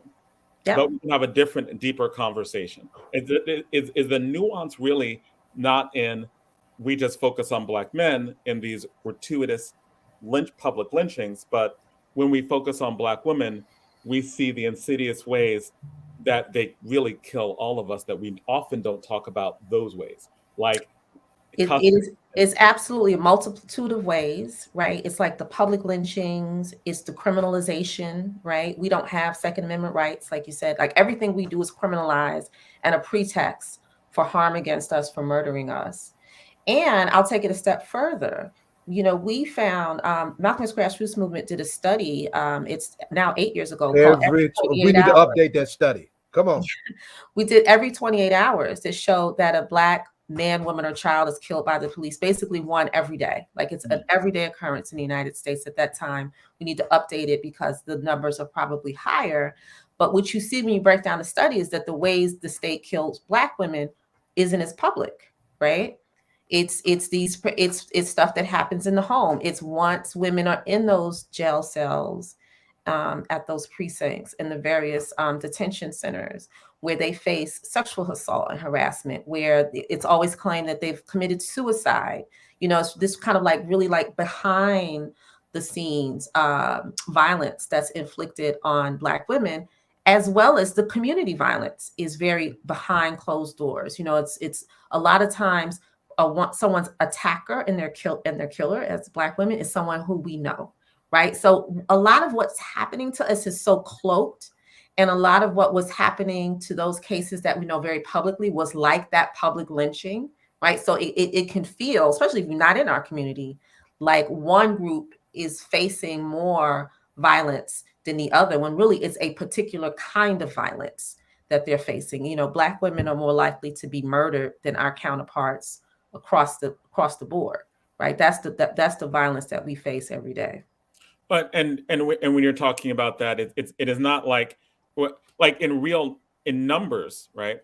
Black men are murdered like in higher rates, but you're saying that when we focus on Black women, we not only see how Black women are killed, we also see how these subtle forms of violence like are insidious. Like, you know, there are lots of brothers who are probably killed behind bars, right? Like, or in custody, but we never notice it because we don't notice that's the type of violence. We don't know their names either, right? Exactly. But when we also, I just wanted to add, we're comparing, right? Men in general are more like, you know, victims of homicide, committing homicide. But when you compare Black women to other women, I mean, it is outrageous, those rates of violence and death that we are experiencing, both at the hands of the state and just community violence. So yes, the numbers are higher, but when you compare it, if you break it down by gender and you compare it across the board, you know, we are out of sync with what's happening to women across the country who are not Black. I want to shout out Anjali Young. I organize you've been on it, Moody, for the round table that we do. Call Say the Names, the Sandra Bland Brown and Taylor Talks. Anjali Young, social worker in Chicago, minding her own business, trying to get ready to get in the shower. You know, gets her, faces a no-knock raid, wrong address in Chicago. 10 big, stanky white men in uniforms with badges and guns running on her, and she doesn't have a stitch of clothing on. And they just and they make her stand there naked, yeah. And not only that, how we know about that is because of video camera. Right, that happens so often to Black women, and they try to suppress that, right? And then when the story broke, it forced an investigation that exposed a whole, common practice of bad no-knock raids all over the city, right? In Black and brown homes. And other folks were starting to get settlements in their cases that were better than the sister's settlement, and it was her settlement, her case that brought it on the whole thing, right? And don't be in custody the way that Black women talk about how much they are stripped in custody. Man. I'm talking about pretrial detention. No, you've not been convicted of anything, right? I mean, it's a constant day in and day out assault on our bodies in ways that are shaming. You know, who wants to talk about it too? After something like that, especially if you don't think people will believe you. The trauma that so many of us are carrying. So Bell Hooks gave us the language. When we were young, she gave us. She kind of disrupted everything that we thought we had a blueprint. We're going to make a new Panther Party or all of these things, but she gave us the blueprint. Sisters like Janet Searle talk to us and really interrogate us, like, think about that. And so Braz's mom, these are sisters who are like, we got to move in a different way. We can't free half the community. Black women have to be central to the leadership of our movements. And we just cannot thank these ancestors now. I was going to say elders, but these ancestors like Bell Hooks enough, because we really wouldn't have what you see today with the movement for Black lives and how we center deconstructing patriarchy and ending the heteronormative oppression that crippled many of our organizations in the past. Right. And let me ask you this. Let me just ask one question. And Jonathan, you've been quiet because you have your own relationship with Bell Hooks. I wanted you to say something about it, right? You've been honest about it. And I know you want to take our guests and always open them up. I know. Cool. I'm always putting the guests first, and especially that's cool. That's cool. I really love conversations with you, but one of my favorite classes ever. I had a small All right, now there we go. seminar when I was a freshman in college with Gloria Watkins, right, and Bell Hooks, right, and I originally didn't get in the seminar. It was a small seminar, and I wrote her a little note saying I really wanted to be in your class. Like, you're one of the reasons why I'm here, and I want to learn from you. Like, this is back in the '90s. I think she had just written Talking Back, right? Like, and I showed up, right, and I was like, I'm from Newark, right, brother? Like, I want to learn from you. And she accepted me in the class, and it was the first time that I read Zerlina Hurston's "Their Eyes Were Watching God." It was a course on love, self, and society, and she was like just incredibly warm, and it was an intense but fun and exciting intellectual environment. Like Rebecca Walker was in my class with Bell Hooks, and it was just so much like intellectual fun in terms of delving into ideas, learning stuff, and engaging in conversations that were good. And she was such a loving human being, right? And it was like that really strong, intellectually brilliant professor who also has your back, who also like looked at me and was like, brother, you come here, right? I think there was a limited number of people in the class. I'm going to speculate because there was a white child there who was no longer there after that. I think we switched places. She did that for me, and so just a speculation. But it was like an intensely warm experience. That's what you were getting at. But yeah. No, it's so Jonathan. Though, let me. Can I just say this really quickly, lady, because the way you described her is like what she did for those of us who weren't in her tutelage, when in her class, is that we saw her not be afraid. Dream just wrote a piece yesterday that said Bell Hooks was not afraid to burn it all down, right? She was never afraid to say and do the thing that was unpopular or uncomfortable. We had to see that in the 90s as women, because when we raise the issues, it's not going to be popular. It's not going to be comfortable. And she was one of the people who raised the critique, really interrogated the concept of the Million Man March. And she was dragged for it, but she's like, let's ask these questions about this. What is this? What's the strategy? How are we seeing what's happening? She asked very important questions that made us stop because we were excited. I went, it was like everybody go, right? And watching her she's so soft-spoken. Yes, she is. She's dangerous in that way. And she goes right into it, and she says, I got a question about this, right? And so who can answer that? And we had to stop and think and say, yeah, what are the pros and cons? What does this mean? What doesn't it mean? And it also gave us, now we're talking about just like a blueprint as Black women leaders. We have to go in the room sometimes when people's all excited about something and an idea. We have to say, hey, wait a minute. This might not be the idea that you think it is.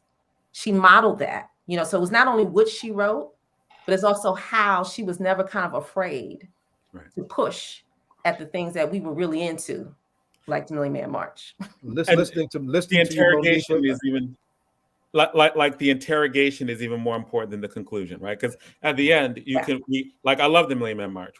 I love Spike Lee. She was on Spike Lee. I love Spike Lee. We beat Spike's behind. But she sharpened us because of the questions. Right. It was that critique that forces us to, no matter what side you take on it, you have to deal with the argument. It makes us better. Right. Absolutely. Wow. Monifa, listening to you makes me think of the great Ella Baker. Because Ella Baker was the one who did that for the movement back in its early days and shaped the critical dimensions that made players in the movement the critical players that they were, right? So I'm just trying to draw those lines of continuity that need to be brought together. We all have that auntie or that grandmother or that uncle, right, that asks you those tough questions that you think you got a plan, and they're like, oh, really? Well, why you want to do that? And you just, this person gives me a hard time, but they're sharpening us. It's out of love, and she also uplifted love as a strategy for our liberation. We like to quote Che. I love Che, right? But You wasn't the only Bell one. whole, We're all right, supposed to be rolling with that. right. We're all supposed to be rolling We're that, all but supposed to be lifting that up. she put it in context for us, particularly as Black organizers in the United States, and why it's important for emotional health, looking at love as a solution and really moving with that and through that to build stronger movements. That's bell hooks. Right. This is so beautiful. I mean, just listening to this sister and her wisdom, and then having Mayor Baraka just tell us about why he was pushing Cory Booker, and folk thought he was antagonizing him, but he was pushing them to be better. You know what I mean? And and what she's saying now in terms of Queen Bell, now an ancestor, having asking those questions about the Million Man March, because she was pushing us to be better. That's right. Pushing Out of love. Right. That's right. Right. And that's the thing, right? We as young Black folk, sometimes we take that wrong, right? When folk are asking us those tough questions because we haven't really taken the opportunity to do the research or the deep dive in ourselves, right? So that we're prepared to deal with that. Or being good enough to be able to say, look, that critique is legit, even if I disagree, and here's why, right? Like, we think that when people like I'm a debate coach. We debate against intersectionality and use other theories all the time. It makes everyone better, right? It's not about just like it. I think that, and I think when I get with the mayor, when I get with what you're saying, is there's a certain level of, we have an ideological purity that always needs to be interrogated, no matter what that is. And it's not often the conclusion that's important, but that you went through the process, because that process is important and those voices are important. Or at least that's what I get out of it. Yeah, and she had a rigor. You think about publishing a book every year in the 90s. I mean, that's rigor. Yeah, she put a work out. Ain't no doubt about that. Let me ask y'all a question real quick. But before we do that, I know that we are running over on time, and I know we have our two other guests back here. And I'm enjoying this conversation so much that normally I'm the one who's like, "Hey, what's 29?" But I know we do have our guests back there. But Zaid, very quickly, now you got a young lady in your family that's just turning 18, right? You want to give her some books. What bell hooks books would you give a young woman to help her come into her own womanhood if you had to weaponize her soul? That's to both of you, because you both knew her. Both of us, yeah. And I have an 18-year-old, so it's perfect, right? I know you do. Mine just turned 18 too. Right. Ain't I a Woman? In her article yesterday, Dream referred to it as our field guide. As teenage organizers, this is our field guide. It's Ain't I a Woman. I would love it if every teenage Black girl read that. Of course, she's pulling from Sojourner Truth's quote, and she's bringing it up to modern day about the dilemmas that we face. It's what you're gonna face in the classroom. I faced it. My girls, they said we had to challenge the Black boys in the class, white people there, but we wanted them to be better. We wanted them to do better and really be intersectional. And it's an excellent starter. And then, of course, I would move at 18, and I moved from there to From Margin to Center, feminist theory. That's what I would give to a young woman. What about you, Jonathan? The two books that I liked the most were Killing Rage, and what moved me was Sisters of the Yam. Right, like I thought that I loved Talking Back as well. The one that I loved Talking Back as well. I think that was the first one. And maybe I'm just jumping out of my head, but Sisters of the Yam, right? Like there was a chapter, I believe it's called Tongues of Fire, that talked about just the ways in which we attack each other, but when we do it, it was an analysis that was how we often hurt people because we believe that we want to protect them from, we verbally hurt them because we feel that the society is going to attack them, so we need to do it first. And so we have these tongues of fire that's not it is, although it is true, right? Although the criticism is true, the fire, right? How that becomes destructive. And I think that becomes a way in which she was trying to check the way we dialogue with each other, both in families, both in organizations. I thought that had a lot of applicability throughout in terms of just the way in which we talk to each other. Beautiful, So, beautiful. so profound. I know Thank you you'll have both. to go to the next guest, but there's another book that just came out called Unbound by Tarana Burke. And what struck me in her memoir, I didn't know she had a book out. Me Too movement. She said she was a young adult. She wondered if she's like, I wondered if my mother even loved me. She's like, I didn't think she loved me. And when she spoke to her mother, she was like, why? Why would you think you didn't? And she just talked about how she would come to her with these truths because as a Black woman talking to a Black girl, she's trying to build resilience. She's trying to toughen her up for the outside world. But as a child, right, you know, what she heard was these critiques, you know, in these harsh tones. And the mother is afraid to be gentle with the Black children because they know the world is not going to be gentle. That's right. That's right. That is so right. But then what does that do to us as we mature and become adults? And what do we think the emotion is from our parents when they feel like they have to do that? So John, when you said that, Jonathan, I just wanted to plug Tarana Burke's book, Unbound, because it's amazing. Well, I tell you this, Monifa, I can't wait.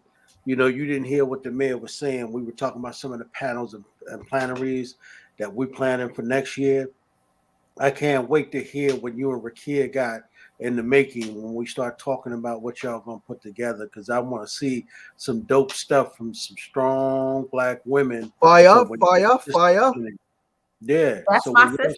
Right. You know what I mean? So I'm looking forward to that. You know, so thank you so much. Thank you. Thank you. Appreciate you. We gotta have you on more. We gotta have you on more. Yeah, I'll be on more. There's some changes coming next year, so I have greater availability. Good. Hey, but Monifa, no, we look for her every month. She just missed her show and leave it up to Rakia. You know what I mean? But I want even more than that, right? We want once a month. No, we need you more. We need you more. Thank you for having me. Thank you so much. Bye-bye. Good session. Good stuff. Good stuff. So I know I'm gonna get into politics tomorrow. Local. So Zaid, thank you so much for your patience. Thank you so much for your patience. And Zaid, please give the introduction that worthy introduction, because we have a march that's coming up that is very important about racial justice. What happened, Nedia? We just lose that in? Well, you should go off camera. There you come on now. Don't let me lose you now. Y'all got the mic. All right. I want to thank you both for coming on.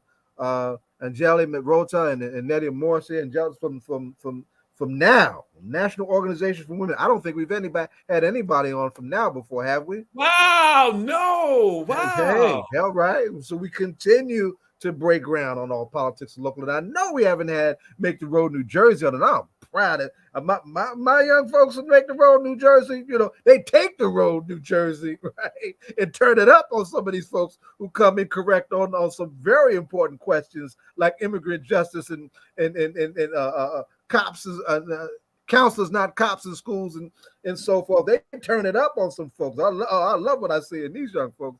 So Monday at the State House, we're actually going to be behind it because some other folks beat us to the permit, right, in terms of the space, right? We got to turn it up in this lame duck session of the New Jersey Assembly, Democratic-led, by the way, right, on some very important bills that should be central to what's happening in the state legislature, but you know, in a very male, chauvinist, racist, in my modest judgment kind of way, being quietly cast aside with, you know, with all due respect to its liberal trappings and whatnot. And we need to lift up, and we need to push the legislator to appreciate and respect those issues that are important to those of us who made it possible for most of their behinds to be in the State House, right? So at 11 o'clock, we're going to do that. And these are two of the voices that are going to be very prominent in turning that volume up.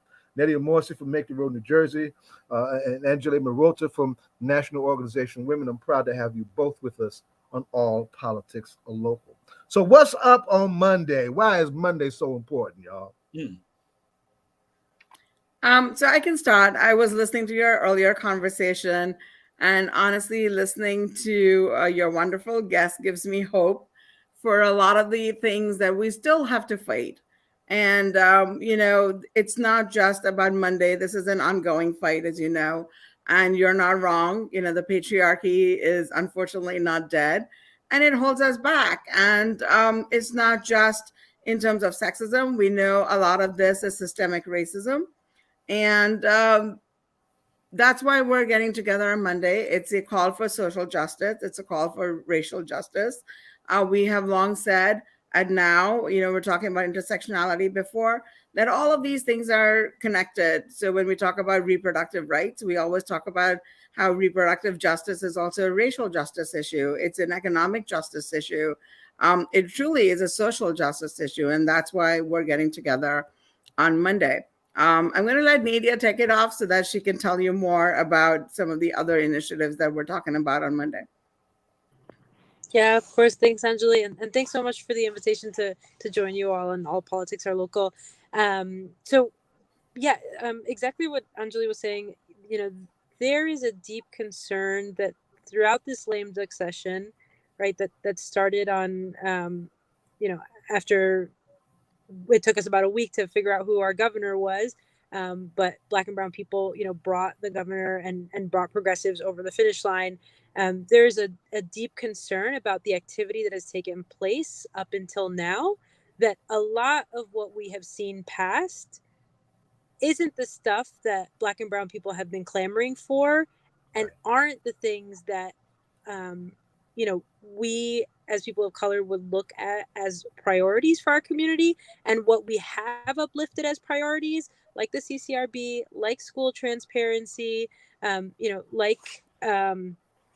access to affordable housing, these haven't been made priorities in the lame duck session. And it's concerning about when it will be, when there are just 11 days left. And so we're coming out on Monday, progressive groups, but that cover issues that are very wide ranging.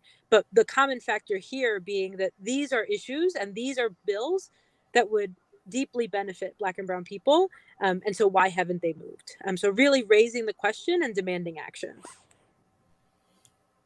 Let's Nedia, while just build on that a little bit. Tell folks a little bit about Make the Road, right? Tell folks about Make the Road, what Make the Road, the kind of incredible work that Make the Road has been doing, right? What are those issues that are important that Make the Road has been turning the volume up about?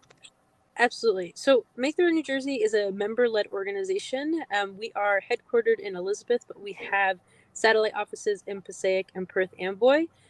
We are, like I said, member-led, and what that means really is that we host committees that range as young as middle school all the way to our worker age population, our adult population. And those committees happen 5 days a week across the 3 cities, across age groups, and even throughout a pandemic, we have been meeting virtually.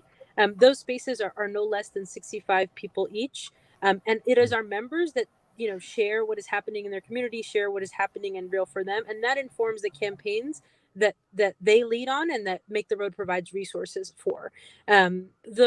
What brings Make the Road specifically to, or one of the issues that brings Make the Road specifically to Monday's racial and social justice rally is the question around school transparency. But for us and for the young people that we work with, that is a part of a conversation around counselors, not cops. And really how we came to this was, for decades now, Black and brown schools in New Jersey have been over policed. And we're actually far outpacing the national average. In New Jersey, Black students are 6 times more likely to be suspended than their white peers. At the national level, that number is 4 times. And while over policing has been very common, young people at the organization really came to understand how not normal the over policing was after the murder of George Floyd. So after his murder at the hands of police, we started to host open spaces virtually so that young people could sort of process how they felt, process what it was like to have watched something so long and horrific, and then talk about their own interactions with police presence. And that's when folks started to name law enforcement presence inside of their schools. And that's when, since we were in a virtual space and students from all across the state were joining, other students started to share from majority white school districts that they had no counsel, they had no security guards, and they had no police, and there was no police presence patrolling. And even now, if you ask young people, they will say, I have gone to schools with police and metal detectors since I was in kindergarten in the Newark public schools, and it was only when I turned 17 and I came to a youth power project meeting that I found out that there were some schools that had none of this, and schools had mental health counselors, and schools had quality lunch, and these were the things that I didn't know could be offered to me. And that's when we started doing some digging to really understand where over policing comes from, and can we actually bring data to support the over policing that we know exists. And that's what these school transparency bills have to do. So there are two bills that are going to be up on Monday, A1184, A4838, that have to do with beginning to start capturing that specific data. One has to do with reporting the number of suspensions and expulsions broken down by race, broken down by school. So, for example, in New Jersey, we know that Black girls are represent the highest populations of expulsions and suspensions by more than 3 times that of white students, not just white girls. But you couldn't pull that information per school. And so maybe suspensions for Black girls are, comparable to white girls in Monmouth County, but it is egregious in Union County. And that's data that families and parents and students should have access to, because we should be able to understand what is happening, right? I mean, there's an argument to be made about is suspensions healing for students? Make the Road says no. And but that's part of a broader campaign under Counselors Not Cops. And the second bill has to do with reporting in real time how many security guards there actually in our school buildings, and what Let me just stop you for a second, Yes, because we sorry. want to put this up on the screen too. That's all right. You rolling.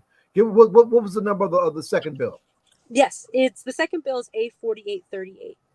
4838. All right. 4838. Thank you. Yes. All right. Okay. I just want to make sure we got it right. I didn't ask you. Keep rolling. Keep rolling. And that's the bill that actually is at risk of being watered down. So originally, that bill was going to report the number of mental health counselors and the ratio of mental health counselors to students. And it was also going to report the number of security guards and the ratio of security guards to students. But since the spring of 2020, it's been watered down. And that's why you've seen young people taking the streets, registering voters, canvassing voters, signing up for petitions, doing actions locally and at the State House to call for that language to be restored, because we know that for students that are majority Black and brown school districts, reporting on the number of mental health counselors only gives you half of the picture.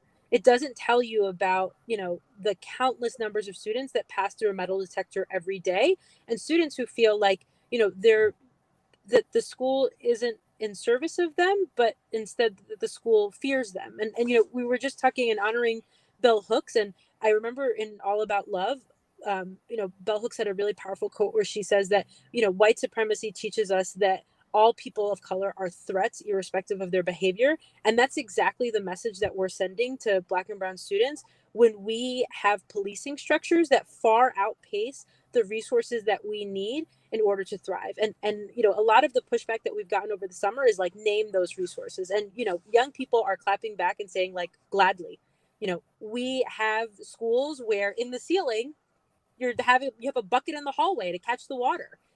There are some schools where the AC isn't functioning, or the water fountain has a garbage bag over it because it's not operating, or the lead hasn't been cleaned out, right? We have, just this past fall, students, who are members of BLM Patterson and students just throughout the Patterson area were posting up photos of, lunches that were not healthy, lunches that were expired, lunches that were rotted.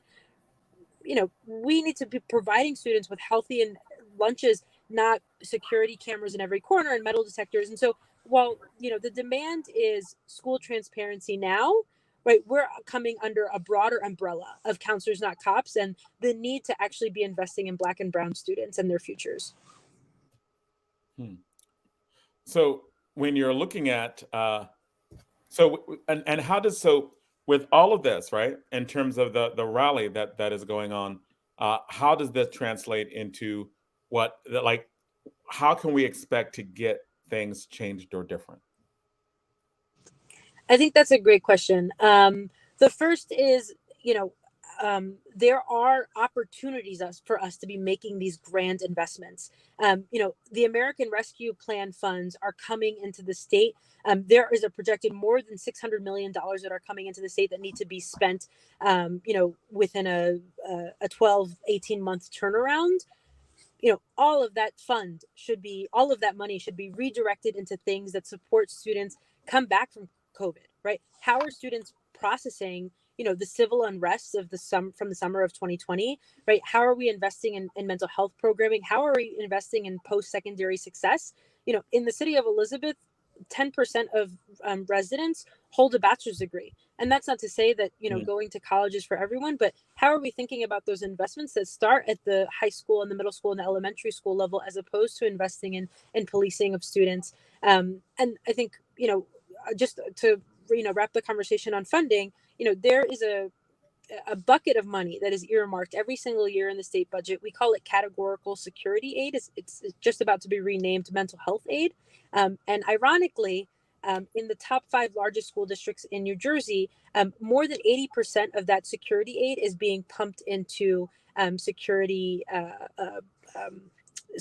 infrastructure. So, for example, in Newark in the 2017-2018 year, of all of the security aid, the $14 million of security aid they received, 97% of it was to pay for security guard salaries and metal detector infrastructure. And how else could that money have been used when we are in right now we are in a substitute shortage? Maybe that could have been, better used to, invest in our teacher training, hiring teachers that look like students that are attending Newark public schools. And again, this is a knock on one particular school. It's a conversation that needs to be had about why isn't there a prioritization, and how can we start prioritizing in the investigation of over-policing in Black and brown schools?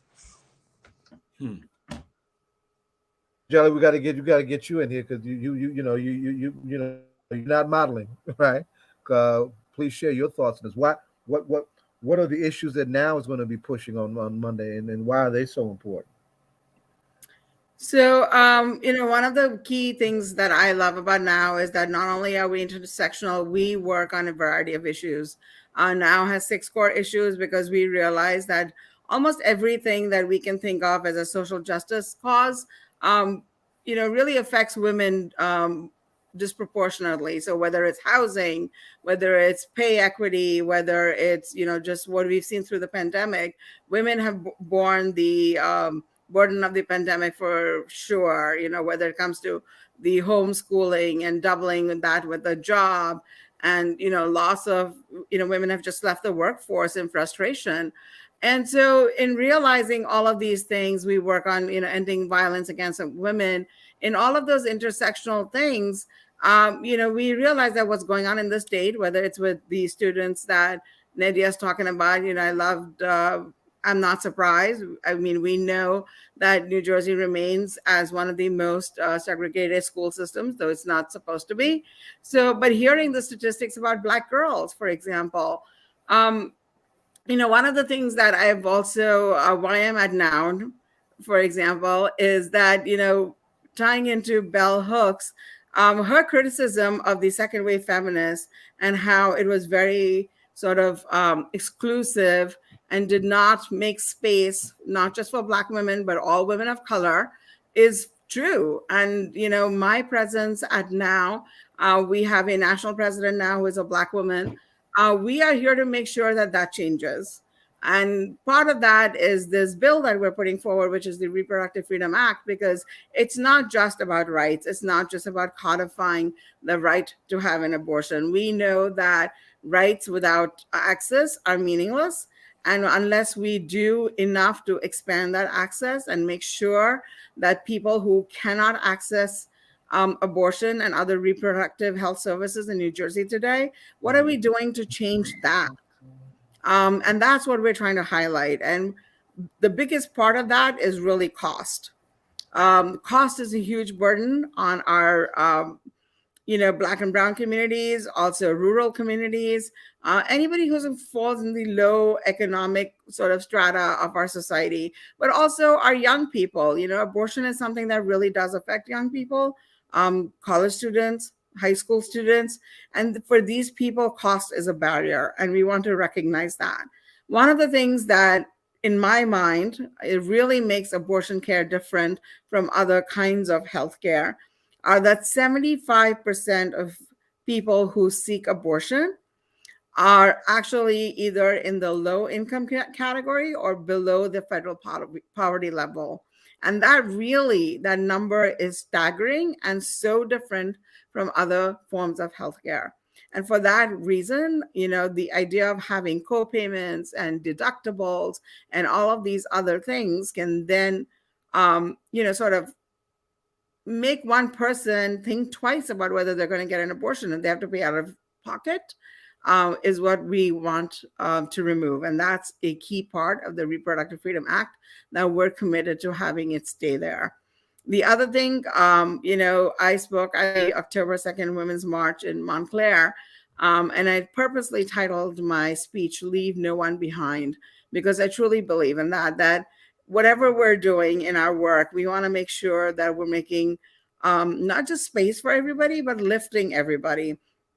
And another thing about my personal experience, I grew up in India. I was born and raised in India. And I often talk about the fact that as a woman in India, I felt like I had no voice. I had to sort of follow the norm, which, it was an oppressive society. But at a very young age, I realized that if I was going to have opportunities and get anything that I wanted in life in general, I was going to have to fight for it myself. And that experience has gotten me to where I am today.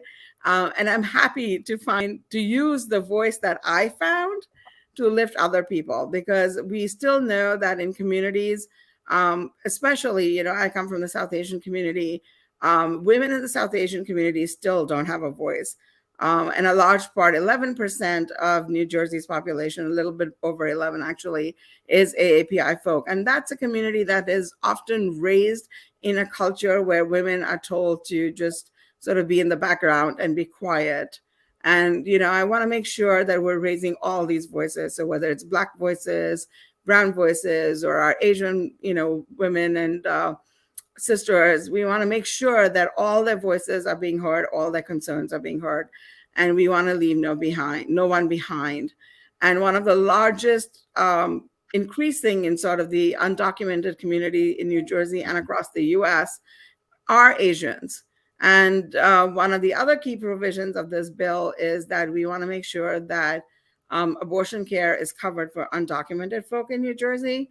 Currently, we have a fund. It's called the Reproductive Healthcare Fund, which does make provisions for people who have no access to insurance, which is mostly our undocumented community, to get prenatal care, to get contraception, and also now, I believe, postpartum care. And we would like to see abortion added to that. We thank the governor because until about last year, that fund used to only be $1.9 million a year. And our fiscal year starts in July, and that fund would usually run out by October. And this year, the governor increased that fund tenfold, and it is now 19 million. So now we know we have the funds. So this is not an appropriation amount. We know that money is already there. We just want to make sure that we're not leaving anybody behind. We wanted to cover the full range of reproductive health care. And those are the things that we are fighting for in this bill, the Reproductive Freedom Act. On the several days in the shadows of the United States Congress, along with President Biden offering up the largest military budget in the history, I am just shocked that in 2021 We're talking about reproductive rights, not just in Texas and Mississippi, but in New Jersey, and we're nowhere near where we should be. See, I when I was Nedia's, not Nedia's age, we were talking about uh, equal rights amendment. We were talking about equal pay, right? We're still talking about that too. Yeah, why? Where are we? Why are we in this backward space? Y'all go ahead. Well, I mean, I have to say that when you bring up the ERA, that's very close to my heart. And we do have good news because the ERA was ratified by the 36th or 7th state, whatever it was, in January of 2019. And the Constitution states that the amendment goes into effect 2 years after the ratification. So January 2021, we're coming for you. The ERA, I think activists around the country are going to consider the ERA ratified and in the Constitution in January, and we are all gearing up for that. So, oh wow!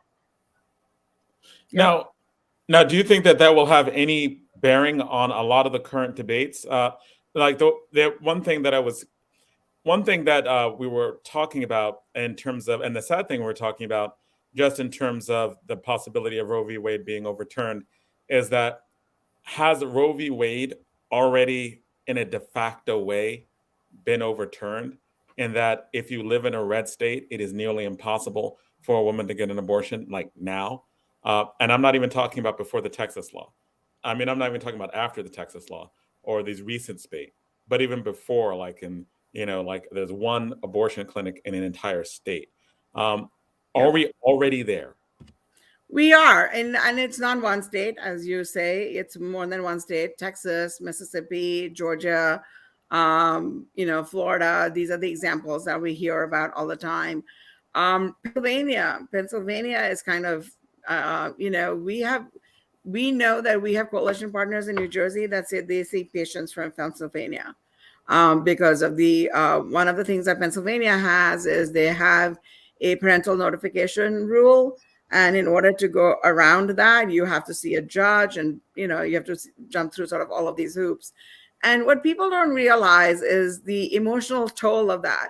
Imagine you're a 16 or a 17-year-old who needs an abortion. The reason you can't go to your parent is because you have a bad relationship in some way, shape, or form, right? And now you have to appear before a judge. That's overwhelming. That's not something that probably a teenager or a minor is, want to do, because obviously they didn't have the relationship with the parent to tell them. So it's not like the parent can bring them to court. So a lot of those patients then come to a Cherry Hill Women's Center. So we're already seeing this. I have, colleagues in Illinois now, and they have become sort of the abortion central of the Midwest, because you have Indiana and Wisconsin and Iowa around them that have these really, really harmful laws. One of the things that often gets lost in this, we talk about the restrictions on abortion, but some of these states have gone further and criminalized it, right? So, and they've gotten to the point where now women that have miscarriages, there was a recent case, I forget what state it was. I want to say it was New Mexico, but I might be wrong, so don't hold me on to it. But there was a woman who was an addict and ended up losing her child, and even though there was no drug found in her bloodstream, the state went after her and indicted her on negligence for the loss of her, fetus. So we've seen this criminalization happen. It happened in Indiana before. And so it is, you are absolutely right. It's in many people's minds. This is a right that only exists for, rich people in blue states because they can have access, they can travel if necessary. And we're already seeing that. And I would love to be able to quote some numbers, but it keeps changing. I believe there have been over 500 state level laws against abortion in the last, I believe, decade. And 2021 has been the worst year so far. So attacks began right away, like right after 1973. Right. I believe the Hyde Amendment was passed in 74. Right. And a question that I have, just in terms of like organizing, especially within red states, it seems like many of these like very regressive laws have incredible support from like the majority of white women within those states, right? Like in terms of just the way in which it seems like this attack on women's rights, especially in red states, only in red states, right? Like the way in which white women work in order to push that. How does that complicate organizing? How does that translate when you're dealing with women's rights and you've got such a significant demographic of women who are, it seems like, vehemently, violently opposed? I mean, I think there's a little bit of a fallacy there. You know, women overwhelmingly support the right to have bodily autonomy and the right to be able to choose for yourself whether you want to terminate or carry a pregnancy to term. I think the difference there is a little bit on the sort of, and I wouldn't even call it faith-based, because again, you know, I also want to sort of break that myth of, you know, it being Catholics who are against choice, because I have lots of friends who are Catholic. And I will tell you that there's maybe a little bit of a gender divide there, because most Catholic women are for abortion, even if the men are not. But I think where it really gets complicated is not so much white women, but the whole sort of the ultra right Christian following, especially in, you know, some of those Bible Belt states. That's where I think, you know, the numbers that you're talking about, the overwhelmingly support amongst white folk in general. And I don't want to call them that horrible term that they like to call themselves, so I will just call them as anti-abortion. They, you know, and it's one of the other things that I like to talk about, and this is from, you know, my personal hero, Loretta Ross. Like, she really likes to talk about how even this anti-abortion movement is really started in white supremacy. And if you trace the history of the anti-abortion movement in the United States, it really started with this fear of, you know, the Black and brown population procreating and taking over the population when the white people are having abortions. Mm. And how do we prevent that? So you're talking about like that really in these Bible Belt states, in these predominantly red states, it's really about population control. They want to make sure that all these brown and black babies don't outnumber them, like as in the country is going to be majority minority in 2040, and that this issue it delves into a race issue, in that they like there's an actual mainstream belief in many of these states that they're about to be overrun. Is that the Hip hop language created Black Planet, baby. I mean, you know, Loretta Ross teaches this class now at Smith College You try and get her on too. On the history of, you know, racism and white supremacy. And in there, she shares this video. And I wish I had the new name of it. And it's shocking, because when you first start watching it, it looks benign. And then it starts to and then you understand the sort of insidious undertone to it, you know, because they just start talking about how, you know, birth rates are declining amongst white women, right?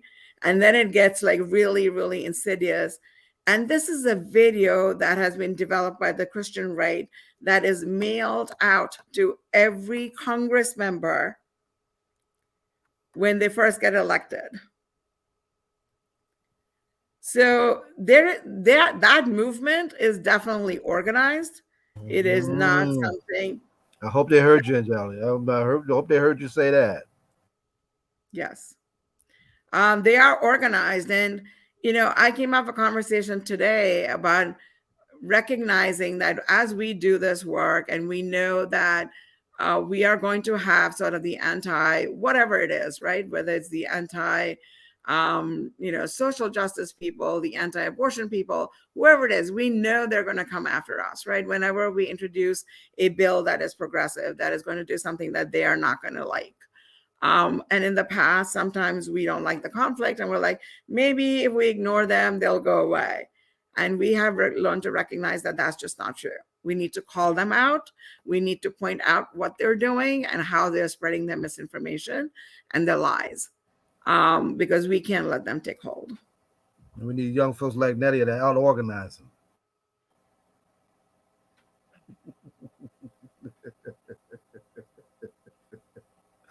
Yes. So as we wind up, what are some of the takeaways that you want our audience to have as we get ready for Monday and beyond Monday? Because the thing that's bugging me that I think we all need to be asking each other is that, we had a real critical crossroads for the immediate future direction of this country. We want to make sure that we not lose any more ground to some really backwards forces that want to take us to a very dark place that was once the norm in this country's history.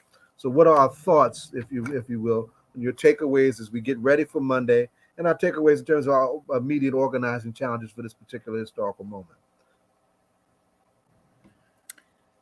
So keep pushing back, right? I mean, we're not going to be silent. I think we need to keep showing up. That's the most important thing. I heard you talk about before about how do you get youth organized. And we've been able to do that actually pretty successfully. And now, teaching them that showing up is the most important thing. If you just show up in numbers, people are going to pay attention. I would say one of the things that we really need to sort of drill home is whether it's women, whether it's Black and brown folk, that, we're just tired. We're tired. We will not settle for crumbs anymore. We're here to stay. And it's just time that, we speak truth to power and, makes our space and our seat at the table. Natty, what say you? So what we know from federal data is that in New Jersey today, 70% of Black and brown students attend schools with a guard. And we know that less than 40% of white students do. And maybe some folks, especially if you hadn't gone to a school system where you were over policed, where there was more security guards than there were counselors, where there was metal detectors, where there were police patrolling before and after, so that there wasn't students hanging out, loitering outside of the school building before and after schools, it might be hard to sort of understand what this impact is. But I think just thinking deeply about how it's possible that young people so quickly made the connection between George Floyd and policing in their schools is because,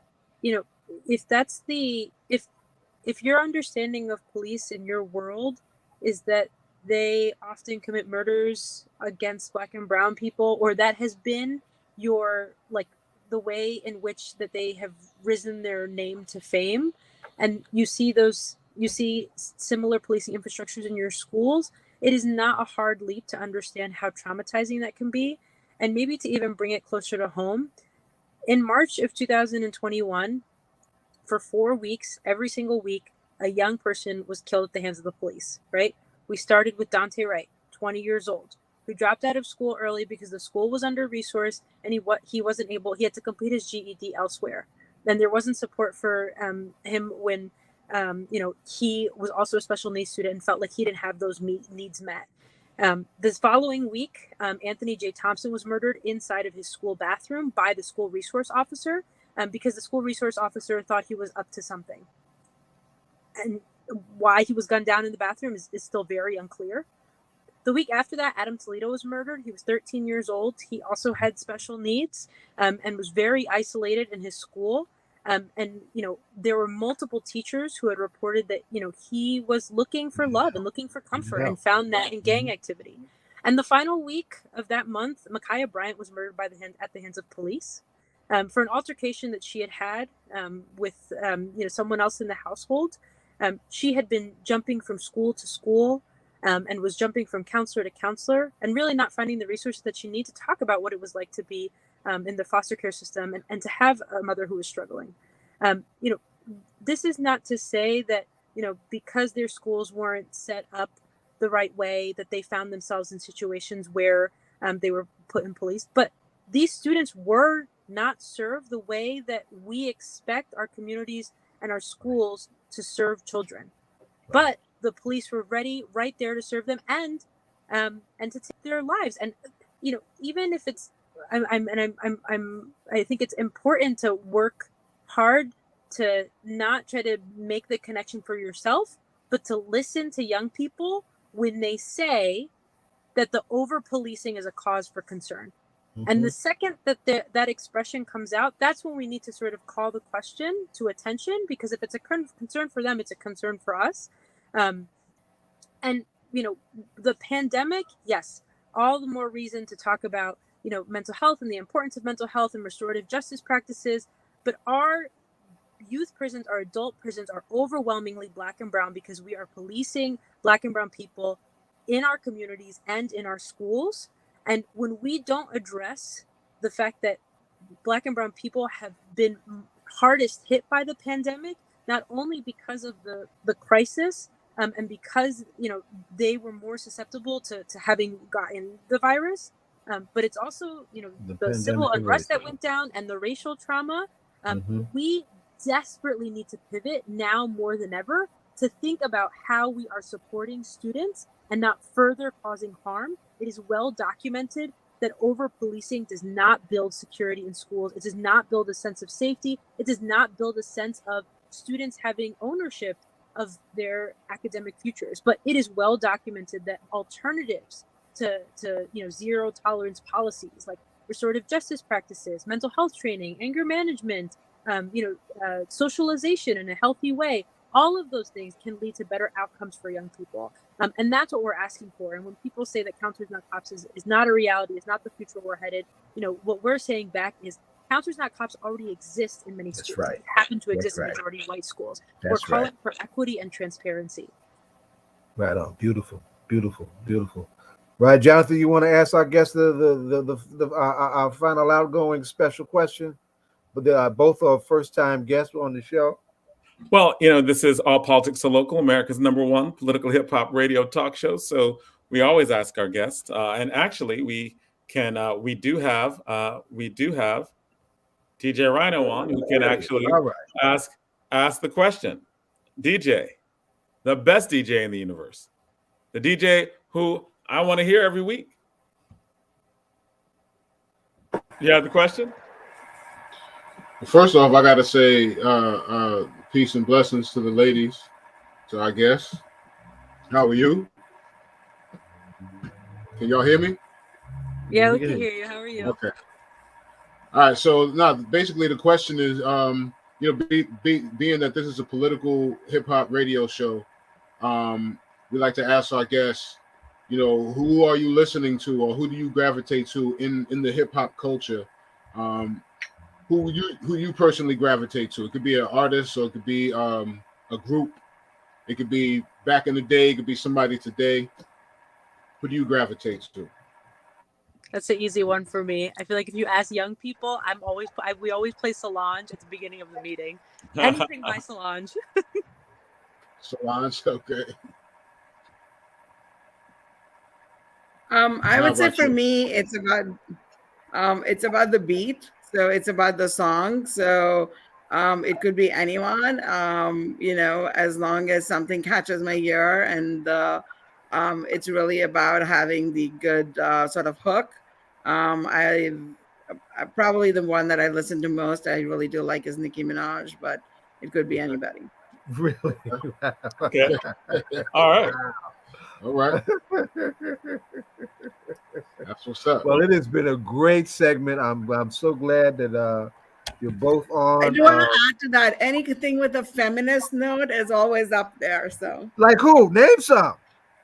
Well, I mean, honestly, like to me, even things like Anaconda is kind of feminist, right? Like whether you're talking about shaking your big booty or anything that is body positive, to me is plus. So let me ask you: Do you like Megan Thee Stallion? Yes. You know, anybody who is all about body positivity and lifting women is, you know. I would just I'm just gonna throw out two artists that you might like. You might like Rhapsody and No Name. They're like they're very substantive in the stuff that they do, and I think you might like it. Rhapsody and No Name. I will check them out. So good thank you. Segment, y'all. Good segment. Good Friday. Good show. Now it's time to ride with DJ Rhino. Thank you, ladies. Nedia, I'm going to get back in touch with you. I would like for you to be on our next installment of Say Their Names and repping the way you've been repping for young folks as you just laid out with your observations there too. So stay tuned. I want to be in touch with both of you on a more regular basis for sure.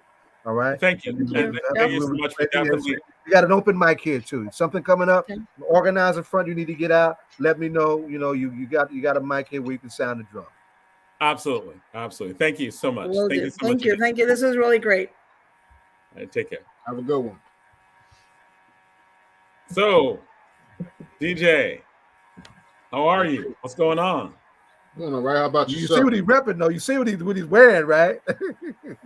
Wild style. All right. Yeah, remember man, when it came out. Yeah, man. Let me tell you something, man, about this right here on my shirt, right? Wild style. The piece for this, the actual mural for this was done right behind my building where I lived on 110th Street.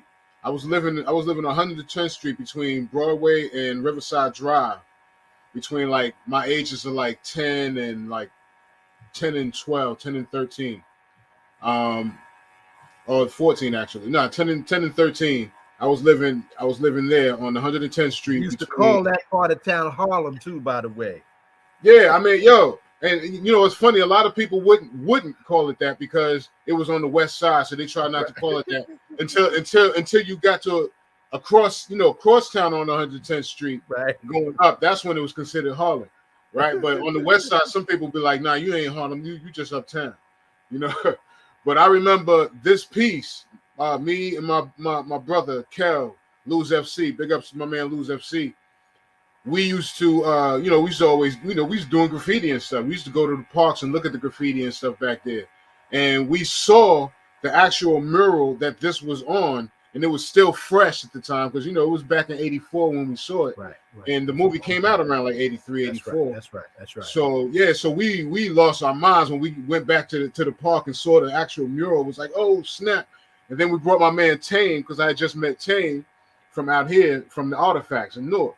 And so Tame used to come out to New York, and we showed him the mural and whatnot. And we were all young and just big on graffiti and big on Wild Style, the movie, and hip hop, the culture, everything we were just young and just bananas with it. So, but yeah, this right here was everything. This movie was the first real hip hop movie. That's right. It was a fun movie too. That's right. It was a B movie, but it was the first real hip hop movie that had real people. It wasn't even actors. You had Fab Five Freddy. You had Lee Quinones, who was playing Zorro.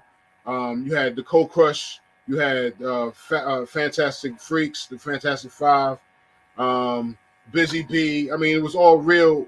These were real people. You know what I'm saying? But they put together this movie just to push forth the culture back then. You know what I'm saying? Because we were trying to show back then. We were trying to prove something. Trying to prove that this is not just a fad. This is a culture. So big ups to Grandmaster Cass. Big ups to Tommy Ahern, the one who was behind the movie. But the sad news, which is the reason why I got this on, is that in that movie, there's a performance that takes place at the end of the movie. It's the big performance that takes place. And the location where everybody was, where that performance took place, was called the Amphitheater. The Amphitheater was located down in the East River. They call it the East River Promenade, down to town, New York City. This is where that shot was located, and it was the big shot at the end of the movie. It was built. They say the amphitheater was built back in 1941. Unfortunately, it's 2021, and they are tearing that structure down. Now, Wow. over the time, they had torn down the walls around the dome part. They left the dome there, and they tore down the walls. They left the dome there, and they still had events and stuff like that off and on. But now they're taking that whole thing down. Everything is coming down. So What's it going to be that's replaced with? That's almost like for hip It's a hop. That's like landmark. down one of our pyramids. You know what I mean? Yeah, Like, it's a landmark. Absolutely. yeah, man, that was a landmark for hip hop, bro. So that what are was- they going to replace it with? Do we know? What you say? What are they going to replace it with? What's going up? That's I'm going down. not sure what the plans are yet. I haven't gotten that information yet. But yeah, it's a sad day for that, man, because we all just, that was like an ill spot for me. I just remember back, and we talking about old New York, you know, Ed Koch, New York, bankrupt New York. Yes, You know, yes. and that's when I was out there. yes. That's when I was still living in New York, man. Yes. And man, yo, that was an ill spot, man. You know, amphitheater was an ill spot, man. I remember being young and wanting to relive that whole wild style thing, you know, at the amphitheater one day when I grew up or something, you know, because that was one of those things, man. But Awful 80s. but rest in peace to the amphitheater, man, back down in the East River. Wow. Mm-hmm. Oh, Yeah, that's like what, 70, 80 years. It's like 80 years. Yeah. Is that a victim of gentrification? Like they're going to be building? That's what I was trying to get at, Jonathan. Well, honestly, I would say that's a possibility because, you know, when I heard that this was happening, you know, I went to look up, you know, some things on the amphitheater, and I saw some shots of, you know, what was taking place at the amphitheater since these days, since the Wild Style days. You know, what were they doing? And that's how I found out that, you know, they had broken down the walls, they left the dome, and then, you know, we saw some other folks, some other culture up in there that was, you know, doing their stuff in there. It wasn't us, you know what I mean?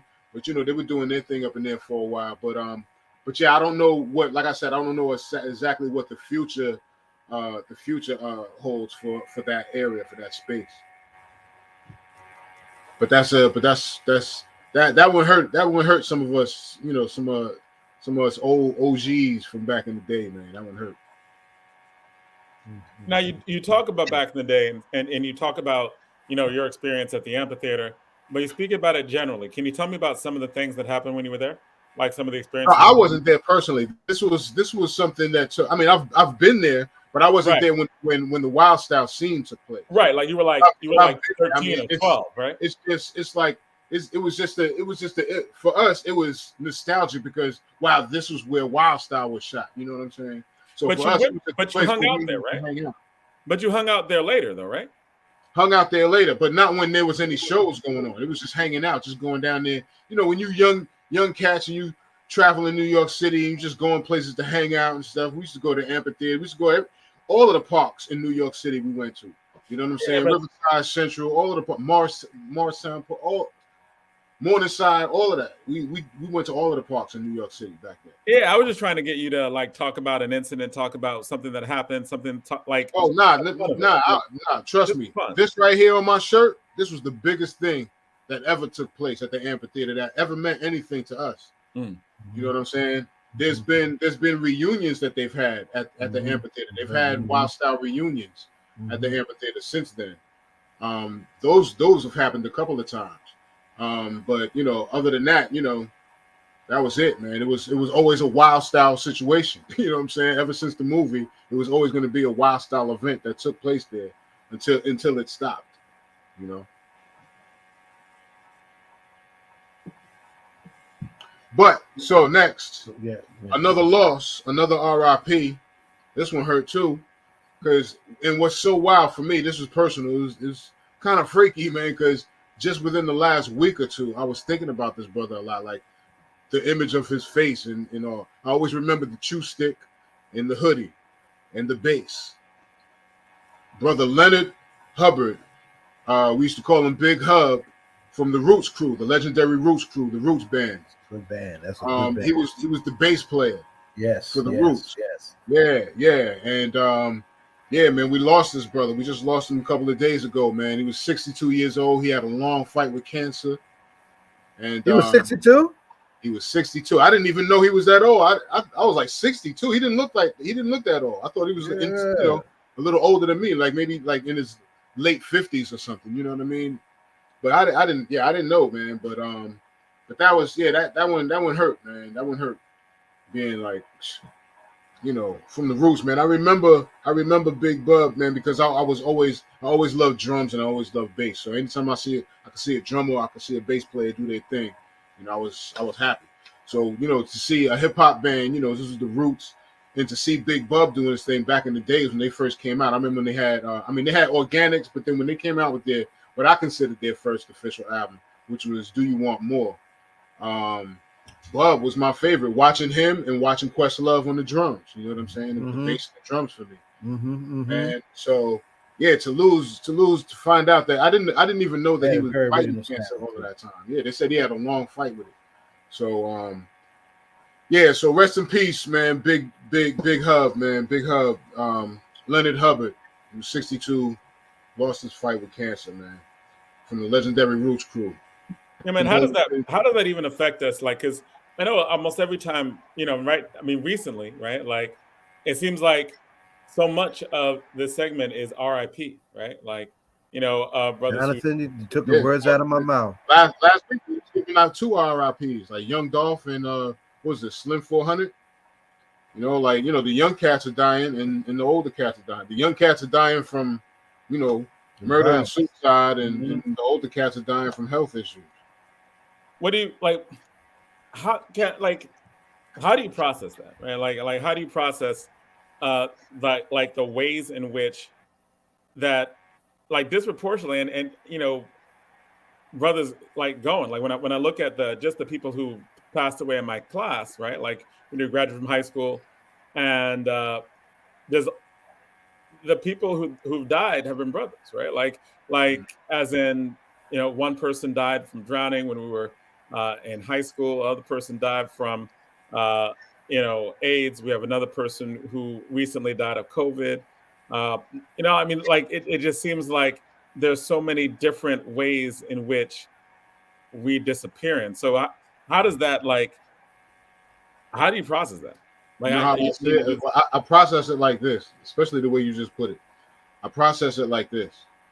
We go, when I say we, I mean black men, black people in general, but especially black men, the way we go, it's a cocktail. It's a concoction of a bunch of different issues.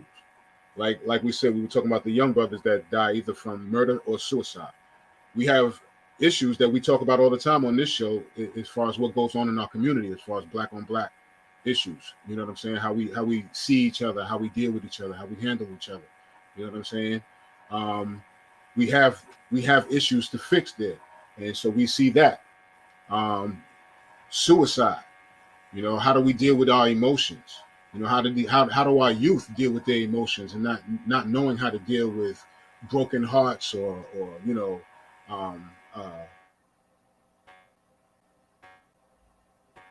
misidentified. How what are they? You know what I'm saying? Like, how do we hit that? It's a concoction. It's a concoction of things. And then with us, older heads. Some of it is natural. We're at that age. We're in our 50s and 60s. Some of it is natural. We're at an age where things are happening. But then you also have our health issue in our community. We have a health issue in our community. Black men don't go to the doctor. And I'm speaking on myself too. Black men, we don't go to the doctor as much as we should. We don't get ourselves checked out, or at least check ourselves out enough, to know what time it is with our health. So, it's like I said, it's a concoction of things. It's a whole mixture of things that brings that result that we're talking about. You know what I'm saying? And these are the things we talk about on this show, man. And it's a lot, man. It's a lot. But hopefully, as a community and constantly talking about these things, we can work on these things, man, and fix it. Right. It's an ongoing struggle, and it's for years, man. It's an ongoing struggle for us. All right. Like, are you experiencing the same thing in your life where it's like, it seems like brothers are starting to go a lot faster, right? Like, yeah, I mean, for me, like I said, some of it is age, because I remember being young and seeing my talk about how, you know, his friends are dying, all these people are dying around him, and whatnot. I remember that, you know what I mean? And, you know, see my mother, you know, lose a lot of people, lose a lot of relatives or her siblings, you know, I lost uncles. And, you know, and then I was thinking about that earlier today, you know, how many of, you know, like I don't have any of my grandparents anymore. All my aunts and uncles that I grew up with are not here anymore. Things change when you get older. Everybody else gets older too. You know what I'm saying? So it's like, you know, we lose people. We lose people. And we're at an age, you know, we call ourselves the OGs, man. We at an age where we've lost some folks, man. You know what I'm saying? We've lost some family and some friends. You know, some favorites. We've lost them. It's a reality of life, man. It's a reality of life. Time, along with this concoction that we need to deal with, that I was talking about. That's our reality. Because that concoction makes us experience that at earlier ages than other demographic groups, right? Like yeah. You know, that they're not really feeling. I mean, they're feeling it, but they're not dropping in that kind of way. But not to just bring the whole conversation down. I know there's some more stuff to talk about, so we can, you know, we can shift a little bit. So check this out. I was like, oh, we just brought the whole conversation. We want to talk about celebration. Check this out. I don't know if any of y'all saw this, right? But Dr. Dre, he had a picture of himself sitting in the chair like he was chilling, and they had these big silver platinum balloons behind him that said "Divorced AF," right? Oh, AF, like, you know, he's happily divorced. I think Dr. Dre's trying to move on, man. I think we might be hearing some more stuff from Dr. Dre, man. I think he's in a different space. The way it feels, man. He just did a deal with Grand Theft Auto, the video game, and he just did some music for them. He just put out 6 songs for Grand Theft Auto, and I think they even have a game with him in it, him and Eminem and whatever in it. So look for it. But the 6 songs is crazy. He has DOC on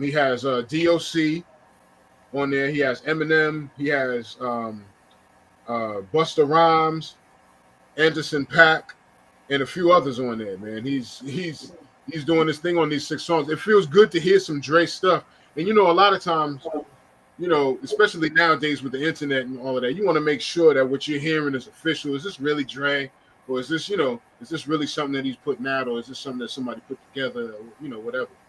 But, you know, so I did my research on it. It's definitely 6 songs that he put out. I don't know what else he's got coming. But this gives you a real feel that he's coming with something else. Like Dre's got some other stuff coming. I feel like he's working on some things. Also, as a matter of fact, he is working on some things. Marsha Ambrosius. Dr. Dre has been in the studio with Marsha Ambrosius, and they're about to put out a bomb. Wait, I'm sorry, brother. We got to back that. Wait. Back that truck up.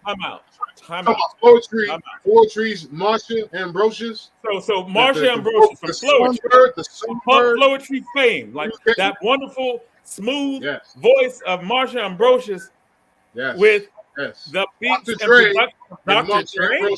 Think about that. Yes. Like, what is that? She's been down with Aftermath. She's been down with Aftermath for some years now. She's never left Dre. She's always been down with Dre ever since. So finally, like I said, he's got some time and space now, I guess. You know, they've been doing their thing in the studio. They've been working on some stuff. So has he's produced her before? Yeah, he's done some stuff with her before. She was on the Compton album, the soundtrack. She did a couple of things on there. He produced a couple of things for her even before that. Yeah, he's, like I said, she's been down with Aftermath for a while. So she's done vocals for people that he's produced for, people that his production proteges have produced for, and all of that. Because, you know, he's got a team of producers also. I think High Tech is one of them. One of my favorites out of there is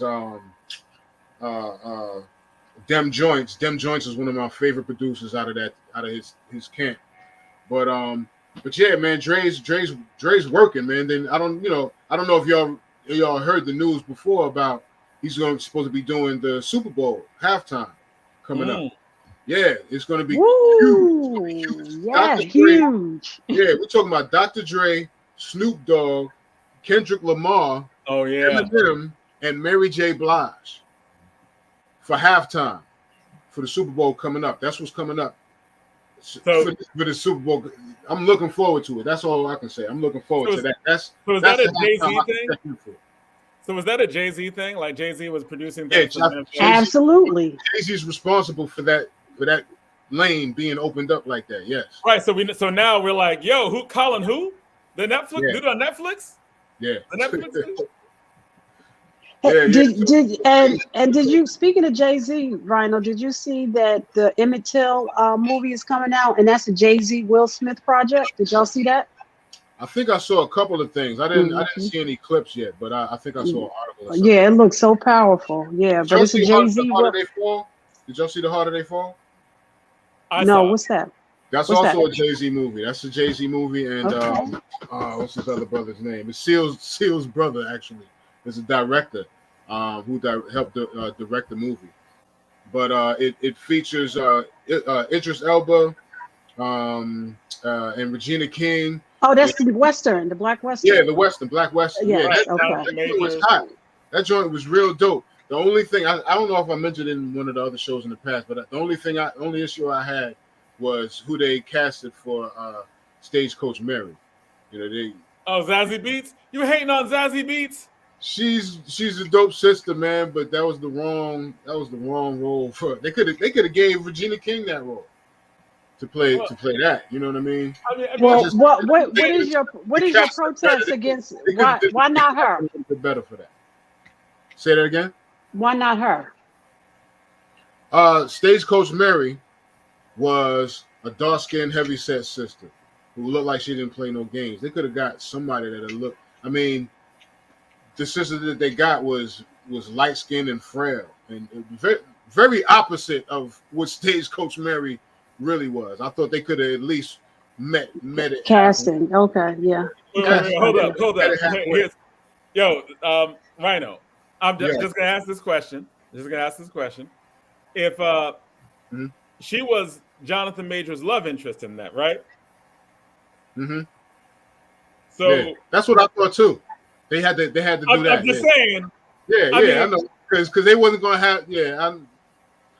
I know what you're doing. They could. I know where you're going. I'm just saying. They could. Regina King could have been his love interest. Well, that's Stagecoach Mary. Right, but that's still. Regina King, fine. She's not big. She's not. No, like, that sound like they should have been Monique. It should have been Monique. Right. The way you're describing it, right? It should be Monique and Jonathan Majors. Monique should have been the love interest. Yeah, Monique. I just thought they could have did a little bit better of a job casting Stagecoach Mary. That's all. That's Queen Latifah. The whole movie was dope. Though. I like the movie. Yeah, the movie was great.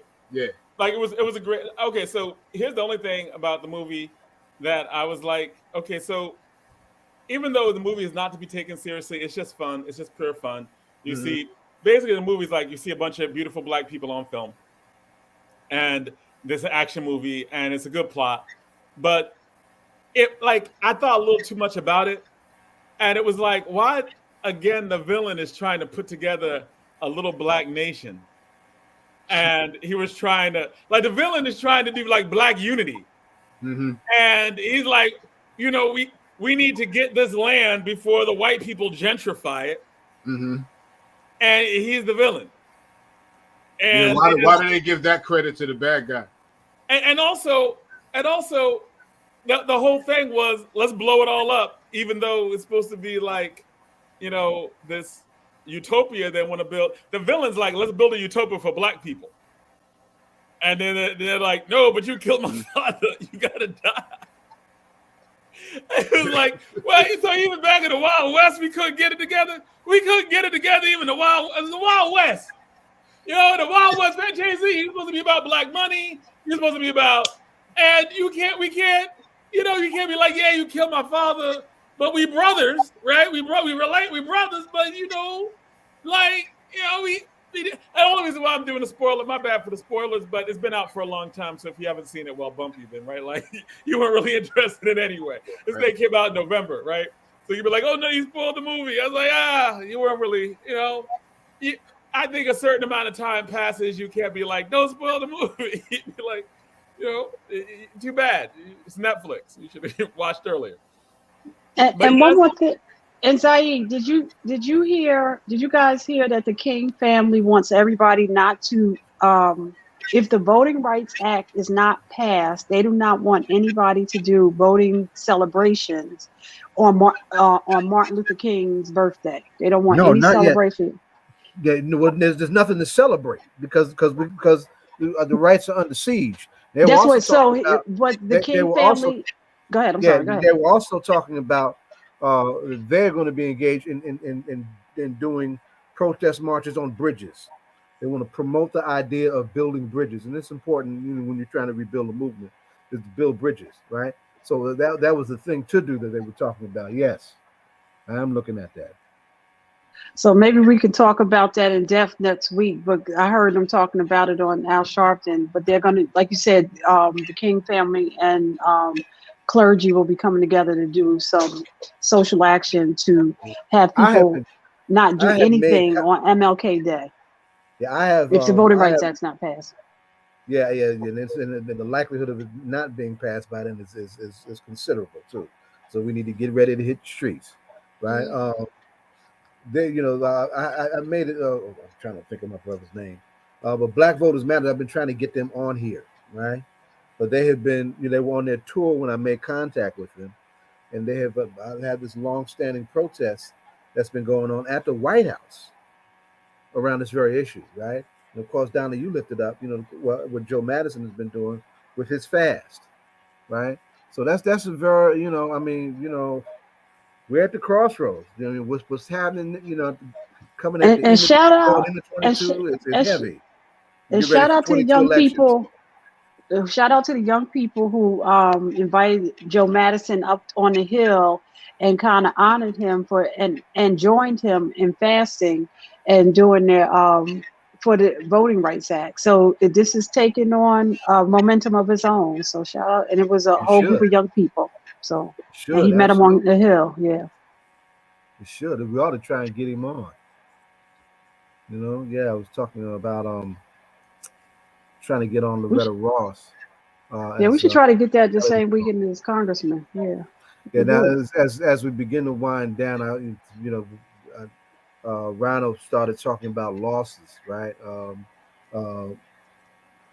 Name y'all might not be familiar with, but he's very important to those of us, coming out of the tradition that I come out of. But Russell Maroon Schultz, right? Came out of the Philadelphia chapter of the Black Panther Party, the Black Liberation Army, and down that way. Did 49 years in prison, right? Over 30 of those years in solitary confinement. Was battling stage 4 colon cancer for the last couple of years. We were able to secure a medically compassionate release for him several months ago. He passed away today from that stage 4 colon cancer. And it's we're just so grateful that we were able to do enough, just enough, that he did not have to die with the indignity of being still in the clutches of the state. We have gotten several political prisoners out recently. We have to turn it up for the rest of them. We're right before we mentioned Dr. King's birthday, but Sundiata Kohli's birthday is the day before. And Sundiata Kohli will be 85 years old on January 14th, going into year 49 in prison. 85 years old. And there are a number, just made news. There are a number of Black police organizations, ironically, that did amicus briefs for Sundiata as he tries to go back in court to secure his release through the parole process. Uh, there was a story that just broke on their uh, raising their voices and supporting his bid to be released, right? And for that to happen, those of us who were in New Jersey really need to it's important for us to be heard. Sundiata, those of us who know, the Panther history and the plight of Panther political prisoners, we know about Sundiata's case, and that has its own dynamics outside of New Jersey. But he was captured in New Jersey.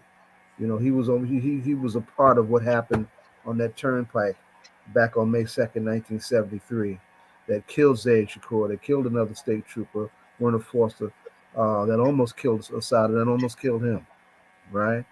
And the time has come to come to terms with the conditions, the racist conditions and hostility that set the tone for that horrific incident, and that people are still, consumed with not being able to reconcile and heal from that incredible ordeal. I want to shout out Lukata Mjumbe, who we've had on, Reverend Lukata Mjumbe, who's Sundiata's godson and pastor of the Witherspoon Presbyterian Church, who led a delegation of ministers to that site on Exit 9 and did a prayer vigil several months ago. And those are the kinds of things that we want to begin to expand and do more on as we move into 2022. So I wanted to shout out the Room Schultz. Earlier, I was trying to also lift up Anjanette Young. She was with us on the Say Their Names roundtable that I do for NCAP of women in police brutality. The Chicago City Council finally agreed to offer her a settlement of $2.9 million for what she went through. She hasn't spoken yet. In fact, I need to reach out to her, right?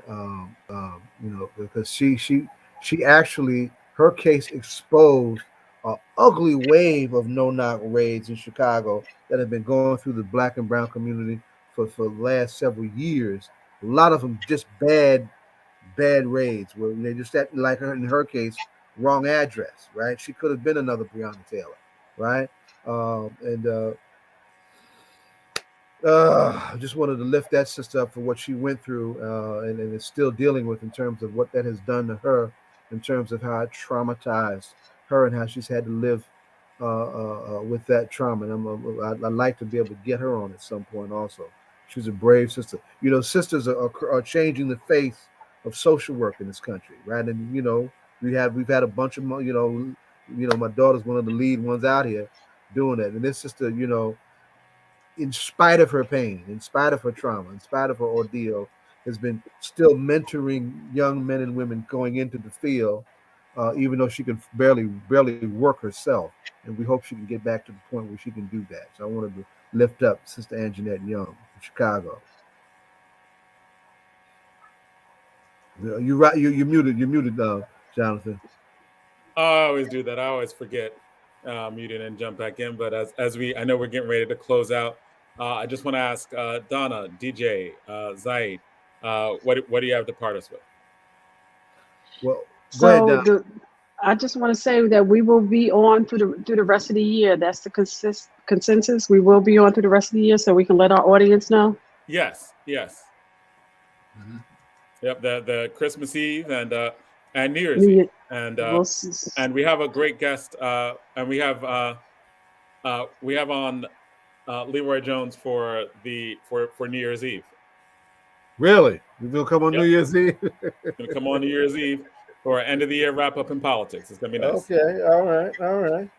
Well, speaking of New Year's Eve and the holidays, I want to shout out the Newark chapter NAACP and MomSed. MomSed was one of the first anti-violence organizations in this area in the early '90s, led by a number of Black women who lost their sons to gun violence in the streets of Newark. They're hosting Gwen Carr, the mother of Eric Garner, and Miss Carr lost her husband and her daughter Erica Carr to the trauma that they endured in the aftermath of the loss of Eric Garner. They're having a vigil on the 23rd.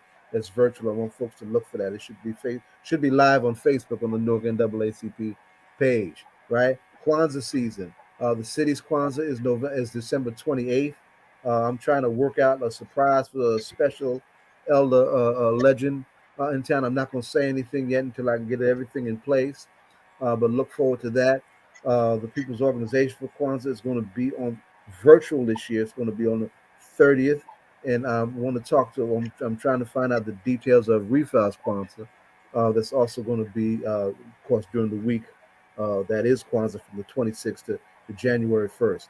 January 1st is the haunting anniversary of the police killing of Carl Dorsey. And there will be a rally to memorialize and remember Carl Dorsey on January 1st, on New Year's Day. And New Year's Day is a revolutionary day. I won't go into all the details of it now because we're up against the clock. And again, on January 15th, the People's Organization for Progress has their annual march honoring the birth anniversary of Martin Luther King. And this year's theme is voter protection and voting rights.